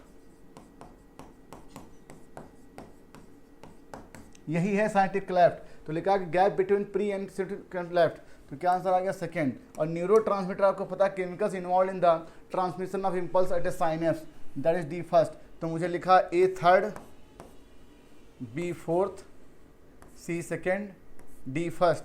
क्या आंसर आ गया, पहला। तो मुझे दिख रहा है रेस्टिंग पोटेंशियल में electrical potential difference across the resting neural membrane A third, और नर्व इम्पल्स में electrical wave like response of a neuron to stimulus B fourth, और सिनेप्टिक क्लेफ्ट में gap between the pre and post C second, और neurotransmitter में chemical involve transmission, ठीक है, D first.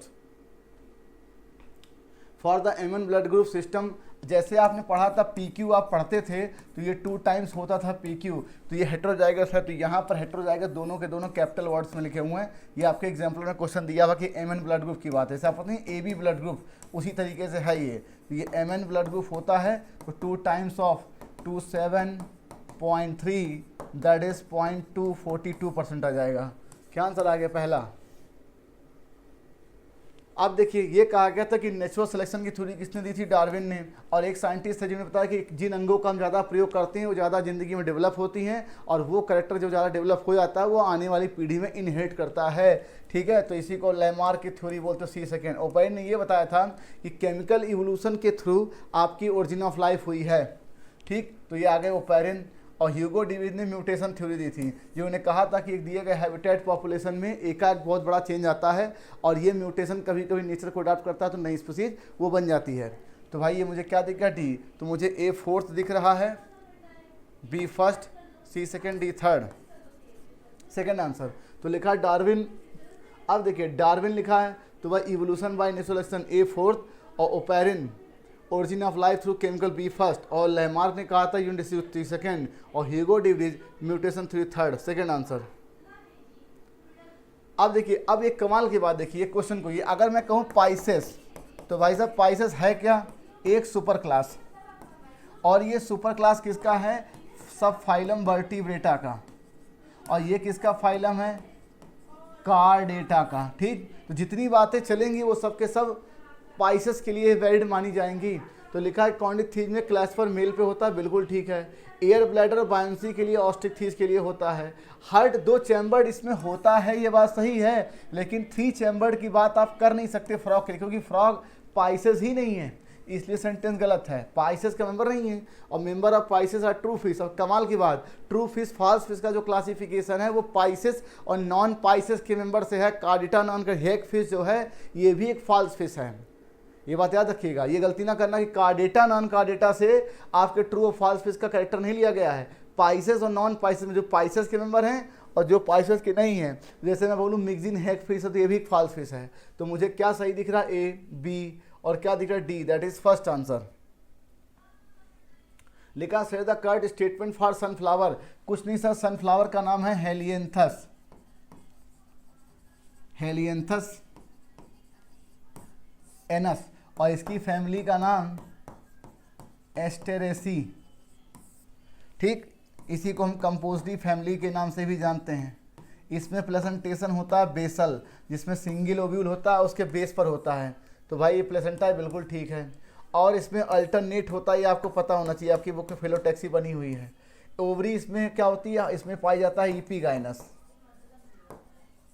ठीक है, एपिगाइनस, तो भाई ये ओवरी इन्फीरियर ठीक है। और देखिए it is the member of Asteraceae family, बिल्कुल सही है सनफ्लावर में।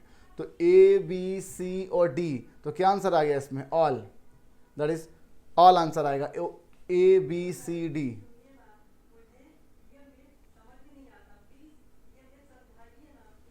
अब देखिए तो लिखा set the correct statement for sunflower, तो ये भी सही है, ये भी सही है, ये भी सही है, ये भी सही है, दैट इज ऑल। अब देखिए करेक्ट मैच। अब देखिए इस क्वेश्चन में क्या करना है आपको, मैं मानता हूं कि यहाँ पर ये जो मैच आपको करानी है, यहाँ पर हमारे फाइलम या डिवीजन लिखा हो। एक क्वेश्चन आता है आपकी किताब में कि ये बताइए कि अगर हम फाइलम के ठीक सिमिलर इक्विवेलेंट प्लांट में क्या होता है, डिवीजन। ठीक है, ये प्लांट के लिए है, जैसे एंजियोस्पर्म भी डिवीजन है और कार्डेटा एक फाइलम है। तो मैमेलिया का जो फाइलम है वो कौन सा भैया, कार्डेटा, तो ये तो गलत। और इंसेक्टा का क्या होगा फाइलम, आर्थ्रोपोडा, ये भी गलत। और डाइकॉट की फाइलम एंजियोस्पर्मी, और मोनोकॉट की भी एंजियोस्पर्म होगा, याद रखिएगा एंजियोस्पर्मी, तो ये गलत है। अब लिखा करेक्ट मैच में क्या लिखा, C, ओनली C सही है इसमें, सेकंड आंसर। ठीक है, अब देखिए अब आपको मालूम था कि जब आप एक एमिनो एसिड की बात करते हो COOH, ये H, ये NH2 और ये R ग्रुप वेरिएबल होता है अलग अलग में। ग्लाइसिन में H है, एलानिन में मिथाइल ग्रुप है, और सेरिन में हाइड्रोक्सी मिथाइल ग्रुप है, CH2OH है, फिनाइल वेलिन में आइसोप्रोपाइल है। तो मैं देख रहा हूँ ग्लाइसिन में हाइड्रोजन, एन में मिथाइल ग्रुप, सेरिन में CH2OH, इसी को हाइड्रोक्सी मिथाइल बोलते हो। और एलानिन नहीं है भाई, ये वेलिन में आपका आइसोप्रोपाइल होता है, ये गलत है। तो मुझे A, B और C केवल 3 ही सही दिख रहे हैं। First answer A, B, C। कुछ नहीं सर, आप जमाने से पढ़ते हैं कलर ब्लाइंडनेस एक प्रकार का क्या मेंडेलियन डिसऑर्डर है, यस। क्या ये जेनेटिक डिसऑर्डर है, यस। क्या ये रिसेसिव है, बिल्कुल। ये सेक्स लिंक्ड है, हाँ। अब सेक्स लिंक को ही आप एक्स लिंक कहते हैं। तो कुछ नहीं सर, फीमेल में 3 पॉसिबिलिटी, कैरियर, डिजीज और ये नॉर्मल, और मेल में 2 पॉसिबिलिटी, कलर ब्लाइंड और ये क्या हो गया, नॉर्मल। अब देखिए XC कलर ब्लाइंड मैन, लेकिन XC ये कलर ब्लाइंड वोमेन होना चाहिए, याद रखिएगा भाई, ये मैन थोड़ी होगी। फिर XC colour blind women, normal man, that is second answer. ऐसे ही सेम केस आपके हीमोफीलिया में भी होगा, सेकेंड आंसर इनकरेक्ट पूछा गया था। कुछ नहीं, जब मैं बोल रहा हूँ कि सबसे पहले आपने जेनेटिकल बीमारियाँ, जेनेटिकल को 2 प्रकार से बांटा, एक बनाया मेंडेलियन और एक बनाया क्रोमोसोमल डिसऑर्डर। यही 2 चीज़ें आपने पढ़ी थी, मेंडेलियन और क्रोमोसोमल। अब मेंडेलियन में क्या होगा, किसी एक पार्टिकुलर कैरेक्टर के लिए, फिनोटाइप के लिए कोई जीन डिस्टर्ब हो जाएगी, और क्रोमोसोमल में एक क्रोमोसोम मिनिमम घटेगा बढ़ेगा या पूरा का पूरा सेट ही बदल जाए, जैसे कि पॉलीप्लॉइडी, ट्रिप्लॉइड, टेट्राप्लॉइड, पेंटाप्लॉइड, हेक्साप्लॉइड, और या तो फिर एनीप्लॉइडी, एक बढ़ा घटा बढ़ गया तो ट्राइसोमी घट गया, मोनोसोमी, याद रखिएगा। तो मैं देख रहा हूँ हीमोफीलिया सेक्शन रेसेसिव है, ठीक। थैलेसीमिया जेनेटिक डिसऑर्डर, हाँ, लेकिन ये ऑटोसोमल रिसेसिव है, यस। क्या ये मेंडेलियन डिसऑर्डर है, यस। फिर लिखा सिस्टिक फाइब्रोसिस मेंडेलियन डिसऑर्डर है और जेनेटिकल डिसऑर्डर है, और टर्नर सिंड्रोम सन मेंडेलियन नहीं है। या तो ये ऑप्शन क्रोमोसोमल से लिखा होता और या ये जेनेटिकल लिखा होता तो भी सही होता, ये बात याद रखिएगा। तो मुझे ये गलत दिख रहा है, और मुझे A, B और C यही 3 सही हैं, 4th आंसर। कुछ नहीं, मेंडल के आपने लिए थे तो उन्होंने 7 कैरेक्टर लिए थे, स्टार्टिंग में आपको पता होना चाहिए 7 कैरेक्टर, और इसके 14 ट्रेट से एक डोमिनेंट होता था, एक रिसेसिव। तो उसी चार्ट से क्वेश्चन है, क्या आपको ये बात पता है ये कौन सा कैरेक्टर डोमिनेंट है, कौन सा रिसेसिव? कुछ नहीं सर, अगर मैं टर्मिनल की बात करूँ एक्सियल पे, नहीं सर, यहाँ एक्सियल होना चाहिए और यहाँ टर्मिनल, ठीक। तो ये तो गलत, राउंड रिंकल्ड पे होता सीड में, और टाल ड्वार्फ पे लंबाई पौधे की, ग्रीन कलर ऑफ पॉड ये सही, हाँ। लेकिन जब आप ग्रीन कलर सीड की बात करेंगे, ग्रीन कलर ऑफ सीड, तो ये रिसेसिव है, और आपने पढ़ा ही था वैसे भी, yellow colour of seed dominant है, तो पॉड के लिए उल्टा चलता है, याद रखिएगा। तो मुझे सही क्या दिख रहा है, B, C और D, सेकेंड आंसर। आप देखिए sir, curd statement for contraction, muscles contraction. कुछ नहीं सर, आपको मालूम है कि जैसे ही मेरे मोटर नर्व से एक सिग्नल आता है कि मुझे मसल्स को कॉन्ट्रैक्ट करना है, इसे मैं पढ़ा रहा हूँ, मैंने ऐसे किया, तो अब क्या ये मेरा मोटर नर्व गया है इसको कॉन्ट्रैक्ट करने के लिए, इनिशिएशन के लिए? तो ये कहना गलत है कि it is initiated by signal sent via CNS, via sensory नहीं है भाई, ये मोटर न्यूरॉन होता है। सेंसरी तो सेंसेशन लेके, ऐसे मैं ऐसे किया और ऐसे किया, जब मैंने ये सेंसेशन लगा है तो ये सेंसरी लेके गया है, लेकिन मैं कैसे इसका बिहेव करूंगा, कैसे देखिए रिस्पांस तो मोटर ही होगा भाई। आपने सेंसरी से स्टिमुलस दिया है, लेकिन ब्रेन से, सेंट्रल नर्वस सिस्टम से जो जाएगा कि क्या बिहेव करना क्या नहीं, वो मोटर से आएगा, याद रखिएगा। तो ये गलत है। और न्यूरोट्रांसमीटर एक्शन पोटेंशियल जनरेट करता है, बिल्कुल ठीक है। क्यों? न्यूरोट्रांसमीटर जनरेट एक्शन, ठीक है, बिल्कुल ठीक है। और increase calcium ion level lead to binding of calcium ion with troponin, हाँ, यही अनमास्किंग करता है, याद रखिएगा। मायोसिन के लिए एक्टिन के ऊपर यही अनमास्किंग करता है, और मास्किंग तो होएगा ही नहीं, क्योंकि अगर आपने मास्क कर दिया तो एक्टिन मायोसिन का क्रॉस ब्रिज नहीं बनेगा, तो ये गलत है। और ATP तो यूटिलाइज होती ही, याद रखिएगा। तो मुझे क्या सही दिख रहा है, B, C और E, क्या आंसर आ गया, पहला, ठीक है। तो जो एक कैल्शियम की बाइंडिंग ट्रोपोनिन से होती है, ये एक्टिन के ऊपर मायोसिन के लिए जो बाइंडिंग साइट है उसे अनमास्क करता है, और अनमास्किंग जरूरी है, B, C, E। लिखा वर्ड इनकरेक्ट अबाउट इकोसिस्टम। कुछ नहीं सर, आपको ये बताया गया था कि जब आप इकोलॉजी का अध्ययन करते हो तो इकोसिस्टम एक प्रकार का फंक्शन सिस्टम है, जो एक जीव का उसके सराउंडिंग वातावरण से, एबायोटिक कंपोनेंट से और अपने चारों तरफ के पाए जाने वाले जीवों से किस प्रकार से वो इंटरेक्ट करता है, उस सिस्टम अध्ययन करने का नाम सिस्टम है। ये मैन मेड हो सकता है, हाँ। ये छोटा हो सकता है क्या, हाँ। ये पानी वाला हो सकता है, ये छोटे पानी वाला तालाब हो सकता है, जलाशय हो सकता है, नदियाँ हो सकती है, समुद्र हो सकता है, एक छोटा आइलैंड भी हो सकता है, जंगल हो सकता है, खेत का मैदान हो सकता है, यहाँ तक कि जो मछली का घर हम लोग एक्वेरियम बनाते हैं वो भी एक मैन मेड इकोसिस्टम है, ठीक। तो इसका मतलब कि भाई ये एंथ्रोपोगेनिक ओरिजिन का मतलब जो आपने मैन ने बनाई है। बहुत से ऐसे जंगल है जो मैन ने खुद डेवलप किए हैं, जैसे कि एक्वेरियम, और जैसे कि खेत वगैरह जो हम लोग बोते हैं वो भी एक इकोसिस्टम, क्रॉप फील्ड। तो मैन मेड एंथ्रोपोगेनिक हो सकता है।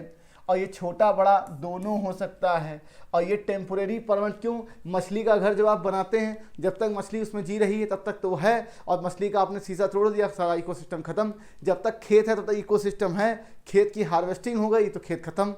ठीक है, तो टेम्परेरी और परमानेंट दोनों हो सकते हैं। हाँ, it involve the function of flow of energy, बिल्कुल सही है, क्योंकि फ्लो ऑफ एनर्जी होती है जो इकोसिस्टम को सस्टेनेबल मैनर में चलाती है। लेकिन न्यूट्रिएंट की रिसाइकलिंग भी जरूरी है भाई, मिनरल की साइकिलिंग बहुत ज़रूरी है। इसीलिए आपने पढ़ा था डिकम्पोजिशन के स्टेप में, ये आखिरी स्टेप डिकम्पोजिशन में मिनरलाइजेशन था। क्यों? जब मिनरल अपने एलिमेंटल फॉर्म में सॉइल में जाता है, सॉइल में, तो यही पौधा उसे एब्जॉर्ब करता है, और इसी पौधे को कोई हर्बीवोरस खाएगा और कार्निवोरस हर्बीवोरस को खाएगा, और हम लोग किसी और को खाएंगे, तो यही मिनरल्स हमारे अंदर ट्रांसफर होता था, याद रखिएगा। तो न्यूट्रिएंट की रिसाइकलिंग जरूरी है, इसलिए गलत है, और ये मुझे 4 सही दिख रहा है, कुछ नहीं। और ये आपको मालूम होता कि सपोज दैट एक प्लांट है ट्रॉपिक लेवल 1, इसने खाया हर्बीवोरस। अब अगर ये हर्बीवोरस है तो ट्रॉपिक लेवल 2, और इसे खाया किसी कार्निवोरस ने ट्रॉपिक लेवल 3, और इसे खाया किसी टॉप कार्निवोरस के लिए ट्रॉपिक लेवल 4। अब जो कार्निवोरस एनिमल होते हैं वो हो सकता है कुछ कार्निवोरस इसे खा लें और कुछ इसे खा लें, तो कार्निवोरस तो ज़्यादा क्लियर कट नहीं है। ये कौन रहेगा? टॉप कार्निवोरस शेर है, वो सीधे बकरी को खा ले, हर्बीवोरस को। ठीक, तो ये भी हो सकता है, आप किसी दूसरे मांसाहारी जानवर को भी खा सकता है, मान लीजिए। तो अगर हम ये कहें कि टर्सरी कंज्यूमर की अगर हम बात करें तो लॉयन, और सेकेंडरी कंज्यूमर में उल्फ भेड़िया, और प्राइमरी कंज्यूमर में क्या आ गया? गोट, और प्राइमरी प्रोड्यूसर में क्या? ग्रास। तो ये जो आपका बैठता है ये ऑप्शन के हिसाब से बिठाना पड़ता है। तो मुझे ए सेकेंड, बी थर्ड, और उसके बाद सी फोर्थ और डी फर्स्ट दिख रहा है। ठीक है भाई, अब देखिए सी फोर्थ और डी फर्स्ट ही सही होंगे, ये दोनों में कोई क्लियर कट नहीं है, सेकेंडरी और टर्सरी दोनों हो सकते हैं। क्यों? सेकेंडरी कंज्यूमर देखिए, ये सेकेंडरी कंज्यूमर है, एक मान लीजिए शेर है, उसने किसी बकरी को खा लिया, किसी गाय को खा लिया, और शेर कोई जानवर पड़ा किसी दूसरे को भी मार खा सकता है, तो ये चीज़ें हो सकती हैं भाई। तो ए सेकेंड, बी थर्ड, और उसके बाद सी फोर्थ और डी फर्स्ट। तो मुझे क्या आंसर दिख रहा है भाई? डी फर्स्ट ग्रास हो गया, और सी फोर्थ दिख रहा है गोट, और बी दिख रहा है बी थर्ड, और ए सेकेंड फोर्थ आंसर। ठीक है भाई, तो ये आप, और एक चीज़ और, वैसे भी आपको जब ट्रैफिक लेवल पढ़ाया गया था तो जो आपका पेज बुक में बना हुआ बच्चों, ठीक है, जो डेक बना हुआ है उसमें जो चार्ट बने हुए हैं उसमें देखिए अलग अलग एनिमल के नाम दिखे, वो नाम आपको याद होने चाहिए। ठीक है, तो ए second, B third, C fourth, D first. आपको ये बताया गया था कि अगर हम एरोबिक रेस्पिरेशन की बात करें, एरोबिक रेस्पिरेशन, तो इसमें जो स्टेप होते थे अलग अलग, जैसे पहला हुआ ग्लाइकोलिसिस, उसके बाद ऑक्सीडेटिव डीकार्बोक्सिलेशन, और उसके बाद आपका आ गया क्या चीज़? Krebs cycle. ठीक है, और उसके बाद आता है ETS। इनमें अलग अलग कंपाउंड बनते, यही क्वेश्चन है आपसे पर। DHAP ये 3 कार्बन कंपाउंड है, ये सही है। फ्यूमेरिक एसिड ये 4 कार्बन कंपाउंड है, ये गलत है। OA ये भी 4 कार्बन कंपाउंड है, क्रेब्स साइकिल। सी फास्फोग्लिसरिक एसिड ये ग्लाइकोलिसिस बनता है, और ये फोटोसिंथेसिस बनता है, याद रखिएगा। तो मुझे सेकंड दिख रहा है, ये गलत है भाई।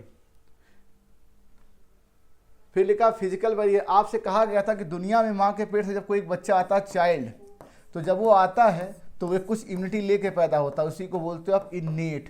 और इन्नेट इम्यूनिटी ये 4 प्रकार की, पहली तो होती है फिजिकल बैरियर, दूसरी फिजियोलॉजिकल, और फिर होती है सेलुलर, फिर होती है साइटोकाइन। उसी बेस पर एक क्वेश्चन है कि जो mucus coating of epithelium lining और रेस्पिरेटरी ट्रैक्ट की होती है, ये हमारी स्किन, ये फिजिकल बैरियर होती है। ठीक है, फिजियोलॉजिकल में सलाइवा इन द माउथ है, और टीयर फ्रॉम आइज है, और एसिड इन स्टमक है, ये भी ठीक है। सेलुलर बैरियर में ल्यूकोसाइट होते हैं, और दूसरे प्रकार के WBC न्यूट्रोफिल मोनोसाइट। और साइटोकाइन में भैया ये मैक्रोफेज नहीं है, ये मैक्रोफेज जो है एक प्रकार का सेल है, ये भी सेलुलर बैरियर, ये गलत है। और साइटोकाइन क्या है? सपोज दैट एक वायरस ने किसी सेल को इन्फेक्ट किया और इसने एक प्रोटीन निकाला इंटरफेरॉन, और वो इंटरफेरॉन उसके आसपास पड़ोस की कोशिकाओं को इस वायरल के फर्दर इन्फेक्शन से बचाता है, तो ये cytokine barrier interferon antiviral protein होती है, 4th आंसर है, तो ये इनकरेक्ट है। आइए देखते हैं क्वेश्चन नंबर 175। लिखा set the correct statement for replication. कुछ नहीं सर, रेप्लिकेशन आपको पता है, 5-3- होता है और ये बहुत ही एक्यूरेसी के साथ होता है। एक्यूरेसी मतलब इसमें कोई भी चेंज होने के चांसेस नहीं होते हैं, अगर जरा सा भी, लेकिन हाँ कभी कभी थोड़ा बहुत चेंज होने के चांसेस होते हैं। क्यों? स्लो चेंजेस, ताकि म्यूटेशन कभी कभी होता रहे, वरना जीन में चेंज आएगा नहीं। लेकिन नॉर्मली जो रेप्लिकेशन होता है, जो दिन भर मतलब हर दिन हमारे शरीर के अंदर चल रहा है, उसके चेंज नहीं होते। क्यों? क्योंकि अगर ऐसा होगा तो म्यूटेशन हर दिन होने लगेगा और ये ठीक नहीं है। और एक बात और, ये फेज ऑफ लाइफ से चेंज नहीं होता। ऐसा नहीं कि अगर कोई बच्चा पैदा हुआ तो रेप्लिकेशन दूसरे टाइप की होगी, बुढ़ापे में आ गया तो रेप्लिकेशन दूसरे टाइप की होगी, ऐसा नहीं। ये आपके लिखा हुआ किताब में कि एज से, लाइफ साइकिल से, हैबिटेट से रेप्लिकेशन नहीं चेंज होता है। तो any mistake during replication would result into mutation, और उसने कहा है कि स्लो चेंजेस के स्कोप होने चाहिए। ठीक, तो ये सही है। और DNA dependent DNA polymerase catalyse बिल्कुल ठीक है। और replication of DNA cell cycle, हाँ बिल्कुल। क्यों? सेल साइकिल, मान लीजिए कि आपका कैरियोकाइनेसिस हो गई, ठीक, और साइटोकाइनेसिस अगर नहीं हुई प्रॉपरली तो भाई साहब पॉलीप्लाइडी हो जाएगी। और डीएनए रेप्लिकेशन अगर प्रॉपरली नहीं हुआ, गैमेटोजेनेसिस ठीक से नहीं हुई अगर, तो फिर एन्यूप्लाइडी हो जाएगा। तो ये कहा गया कि रेप्लिकेशन ऑफ डीएनए और cell division cycle should be highly coordinate होना चाहिए, दोनों ही प्रॉपर होने चाहिए। That is fourth answer. लिखा है for plant the earlier system classification use only gross superficial morphological character. और इसे आप क्या बोलते थे भैया? इसे आपने बोला था आर्टिफिशियल सिस्टम ऑफ क्लासिफिकेशन। और ये किसने दिया था? Carolus Linnaeus. ये ठीक है। और ये दूसरा वाला नेचुरल है, जिसे आपने बेंथम एंड हुकर ने दिया था। और ये मॉर्फोलॉजी के साथ साथ प्रॉपरली एनाटॉमी मतलब अल्ट्रा स्ट्रक्चर एनाटॉमी, एम्ब्रियोलॉजी, ठीक है, एंड फाइटोकेमिस्ट्री, ये सब था। तो ये दोनों सेंटेंस सही है। That is fourth answer. ठीक, तो for plant the earlier system classification use only gross superficial morphological characters such as habit, colour, number, shape of leaf. ठीक, natural classification system were based on the natural affinity among the organism and consider not only external feature but also internal structure. बिल्कुल। ये हालांकि देखिए दुनिया में कोई भी कुछ भी करे, थोड़ा बहुत कमी तो रह जाती है। इनकी भी कुछ ड्रॉबैक थी, ठीक है, जिसे आप कहते हो कि इन्होंने जो आपको जिम्नोस्पर्म को डाइकाट सुपर मान लिया था, और ऐसे तमाम कमियां थी। हालांकि वो कोर्स में नहीं है, लेकिन इनकी भी कमियां थी, देखिए ड्रॉबैक था इनके अंदर। तो ये फोर्थ आंसर है। दोनों सेंटेंस सही है भाई। अब देखिए, आपको बताया गया था कि जब आप एल्गी की बात करते हो, एल्गी, ब्राफाइटा, एल्गी और टेरिडोफाइटा, इन तीनों में जो गैमेटोफाइट है वो फ्री लिविंग और इंडिपेंडेंट है, याद रखिएगा। लेकिन इन दोनों में फ्री लिविंग है, गैमेटोफाइट मल्टीसेलुलर है, इंडिपेंडेंट और डोमिनेंट है। इसमें इंडिपेंडेंट है लेकिन डोमिनेंट नहीं है इस टेरिडोफाइटा में, क्योंकि टेरिडोफाइटा में गैमेटोफाइट, स्पोरोफाइट दोनों ही मल्टीसेलुलर, दोनों इंडिपेंडेंट होते हैं, दोनों फ्री लिविंग होते हैं। लेकिन जो स्पोरोफाइट है वो मेन प्लांट बॉडी होती है, डोमिनेंट होती है। लेकिन जब आप जिम्नोस्पर्म की बात करेंगे, जिम्नो और एंजियो, तो इसमें जो है गैमेटोफाइट वो कुछ सेल का ही बना होता है, या तो पॉलन ग्रेन होगा, आर्चिगोनिया होगा, तो एम्ब्रियोसाइक होगा। और ये टोटली डिपेंड है किस पे? स्पोरोफाइट। तो हम ऐसा कह सकते हैं कि मेल और female gametophyte do not have free living, बिल्कुल ठीक। और स्फेगनम में दोनों इंडिपेंडेंट, फिर दोनों सही है। तो ये मुझे दोनों सेंटेंस सही दिख रहा है, याद रखिएगा। तो लिखा इन स्फेगनम जो कि एक मॉस है, ब्राफाइटा है, male and female gametophytes are independent free living, सही है। और in pinus male female gametophyte are not independent free living, बिल्कुल ठीक। अब देखिए, फ्रूट सीजे mature ripened ovary develop after fertilize, कुछ नहीं, कहते हैं कि ओवरी और फ्रूट में सिर्फ इतना ही था कि फर्टिलाइजेशन के बाद इसी को हम फ्रूट के नाम से, इसकी ओवरी की वॉल ही पेरिकार्प बन जाती है, ओव्यूल सीड में बदल जाता है, ये ठीक है। अब ये कहा गया कि अगर कोई फ्लैसी, सबसे पहले फ्रूट को क्लासीफाई किया गया फ्लैसी और ड्राई। आपको पता है कि फ्रूट की वॉल का नाम होता है पेरिकार्प। अगर pericarp properly epicarp, mesocarp, endocarp में प्रॉपर्ली क्लियर डिफरेंशिएटेड है तो वो फ्लैसी है। अगर डिफरेंशिएट नहीं है तो ड्राई, जैसे सरसों, जैसे गेहूं, चावल, ग्राउंड नट, ठीक है। और फ्लैसी में आपको पता अमरूद, और आपका हो गया अनार ले लीजिए, संतरा ले लीजिए, आम ले लीजिए, ठीक है। तो ये कहा जाए कि सभी प्रकार के फ्रूट में पेरिकार्प क्लियरली डिफरेंशिएट है, तो ये कहना गलत है। केवल किसमें है भैया? फ्लैसी में। सेंटेंस देखिए बुक में क्या लिखा, तो ये गलत है। मुझे पहला सही दिख रहा है, दूसरा गलत। क्या आंसर आ गया? सेकेंड। तो फर्स्ट सही है, दूसरा गलत है। फर्स्ट सही, दूसरा गलत।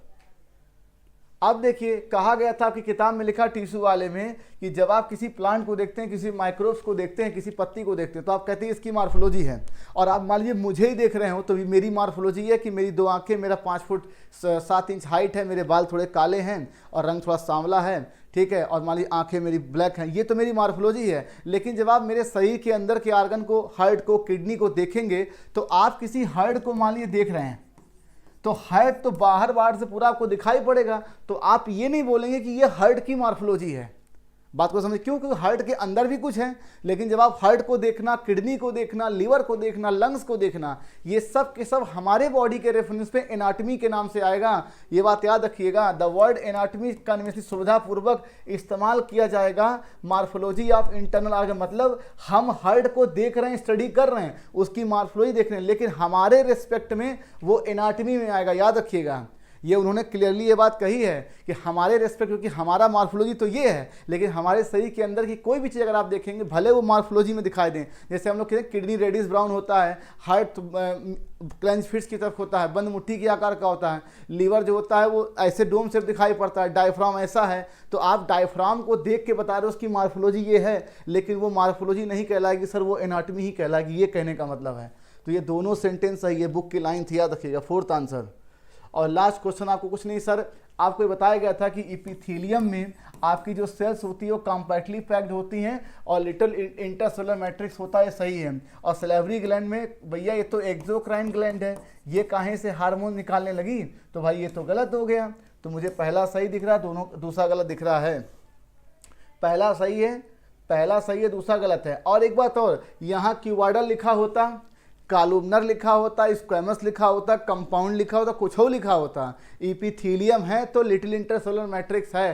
तो पहला सही है, दूसरा गलत है। तो पहला सही, दूसरा गलत है भाई, सेकंड आंसर। तो प्यारे बच्चों, सेशन यहीं से खत्म हुआ। कमेंट बॉक्स में जरूर बताइए कि सेशन आपको कैसा लगा, और टेस्ट कोई मत छोड़िए, लगे रहिए। अब एक बड़ी समस्या आपके ज़िंदगी में कि बहुत से बच्चे तैयारी के समय में मन ही मन, जो लोग 2 साल 3 साल 4 साल से तैयारी कर रहे हैं, उनके मन में हमेशा सवाल आता है, मैंने बड़ी मेहनत की, मेरा सिलेक्शन नहीं हुआ, अगले का हो गया, वो तो कम पड़ता था, उसकी रैंक थोड़ी कम आती थी। और ऐसे ही ज़िंदगी में हर घड़ी, हर पल, बस में सफ़र करते समय, ट्रेन में सफ़र करते समय, अपने पास पड़ोस में हम अक्सर लोग कहते सुनते हैं कि भाई अरे यार देखो, उनके पास ये, हमारे पास ये नहीं है, उनको वो मिल गया, हमको ये नहीं मिला। जहाँ कहीं ज़िंदगी में आप जॉब करेंगे तो आप कहेंगे देखो उनको उतना मिल रहा, हमको ये नहीं मिल रहा है, अरे उनके पास ये, हमारे पास ये नहीं है। तो ये जीवन की सबसे बड़ी समस्या है।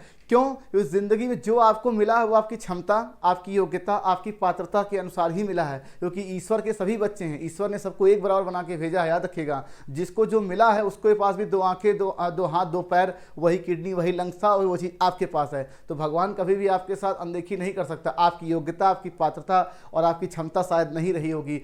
इसी चीज़ को ढूंढने की यात्रा का नाम जीवन है। और ज़िंदगी में जिस दिन आपने खुद से सवाल करना शुरू कर दिया कि मुझे क्यों नहीं मिला, तो वहीं से आपकी तकलीफ़ें, आपकी परेशानियां आपके लिए अवसर बन जाएंगी और आप ढूंढना शुरू करेंगे कि मुझे क्यों नहीं मिला। तो ज़िंदगी इस क्यों का जवाब ढूंढने का नाम है।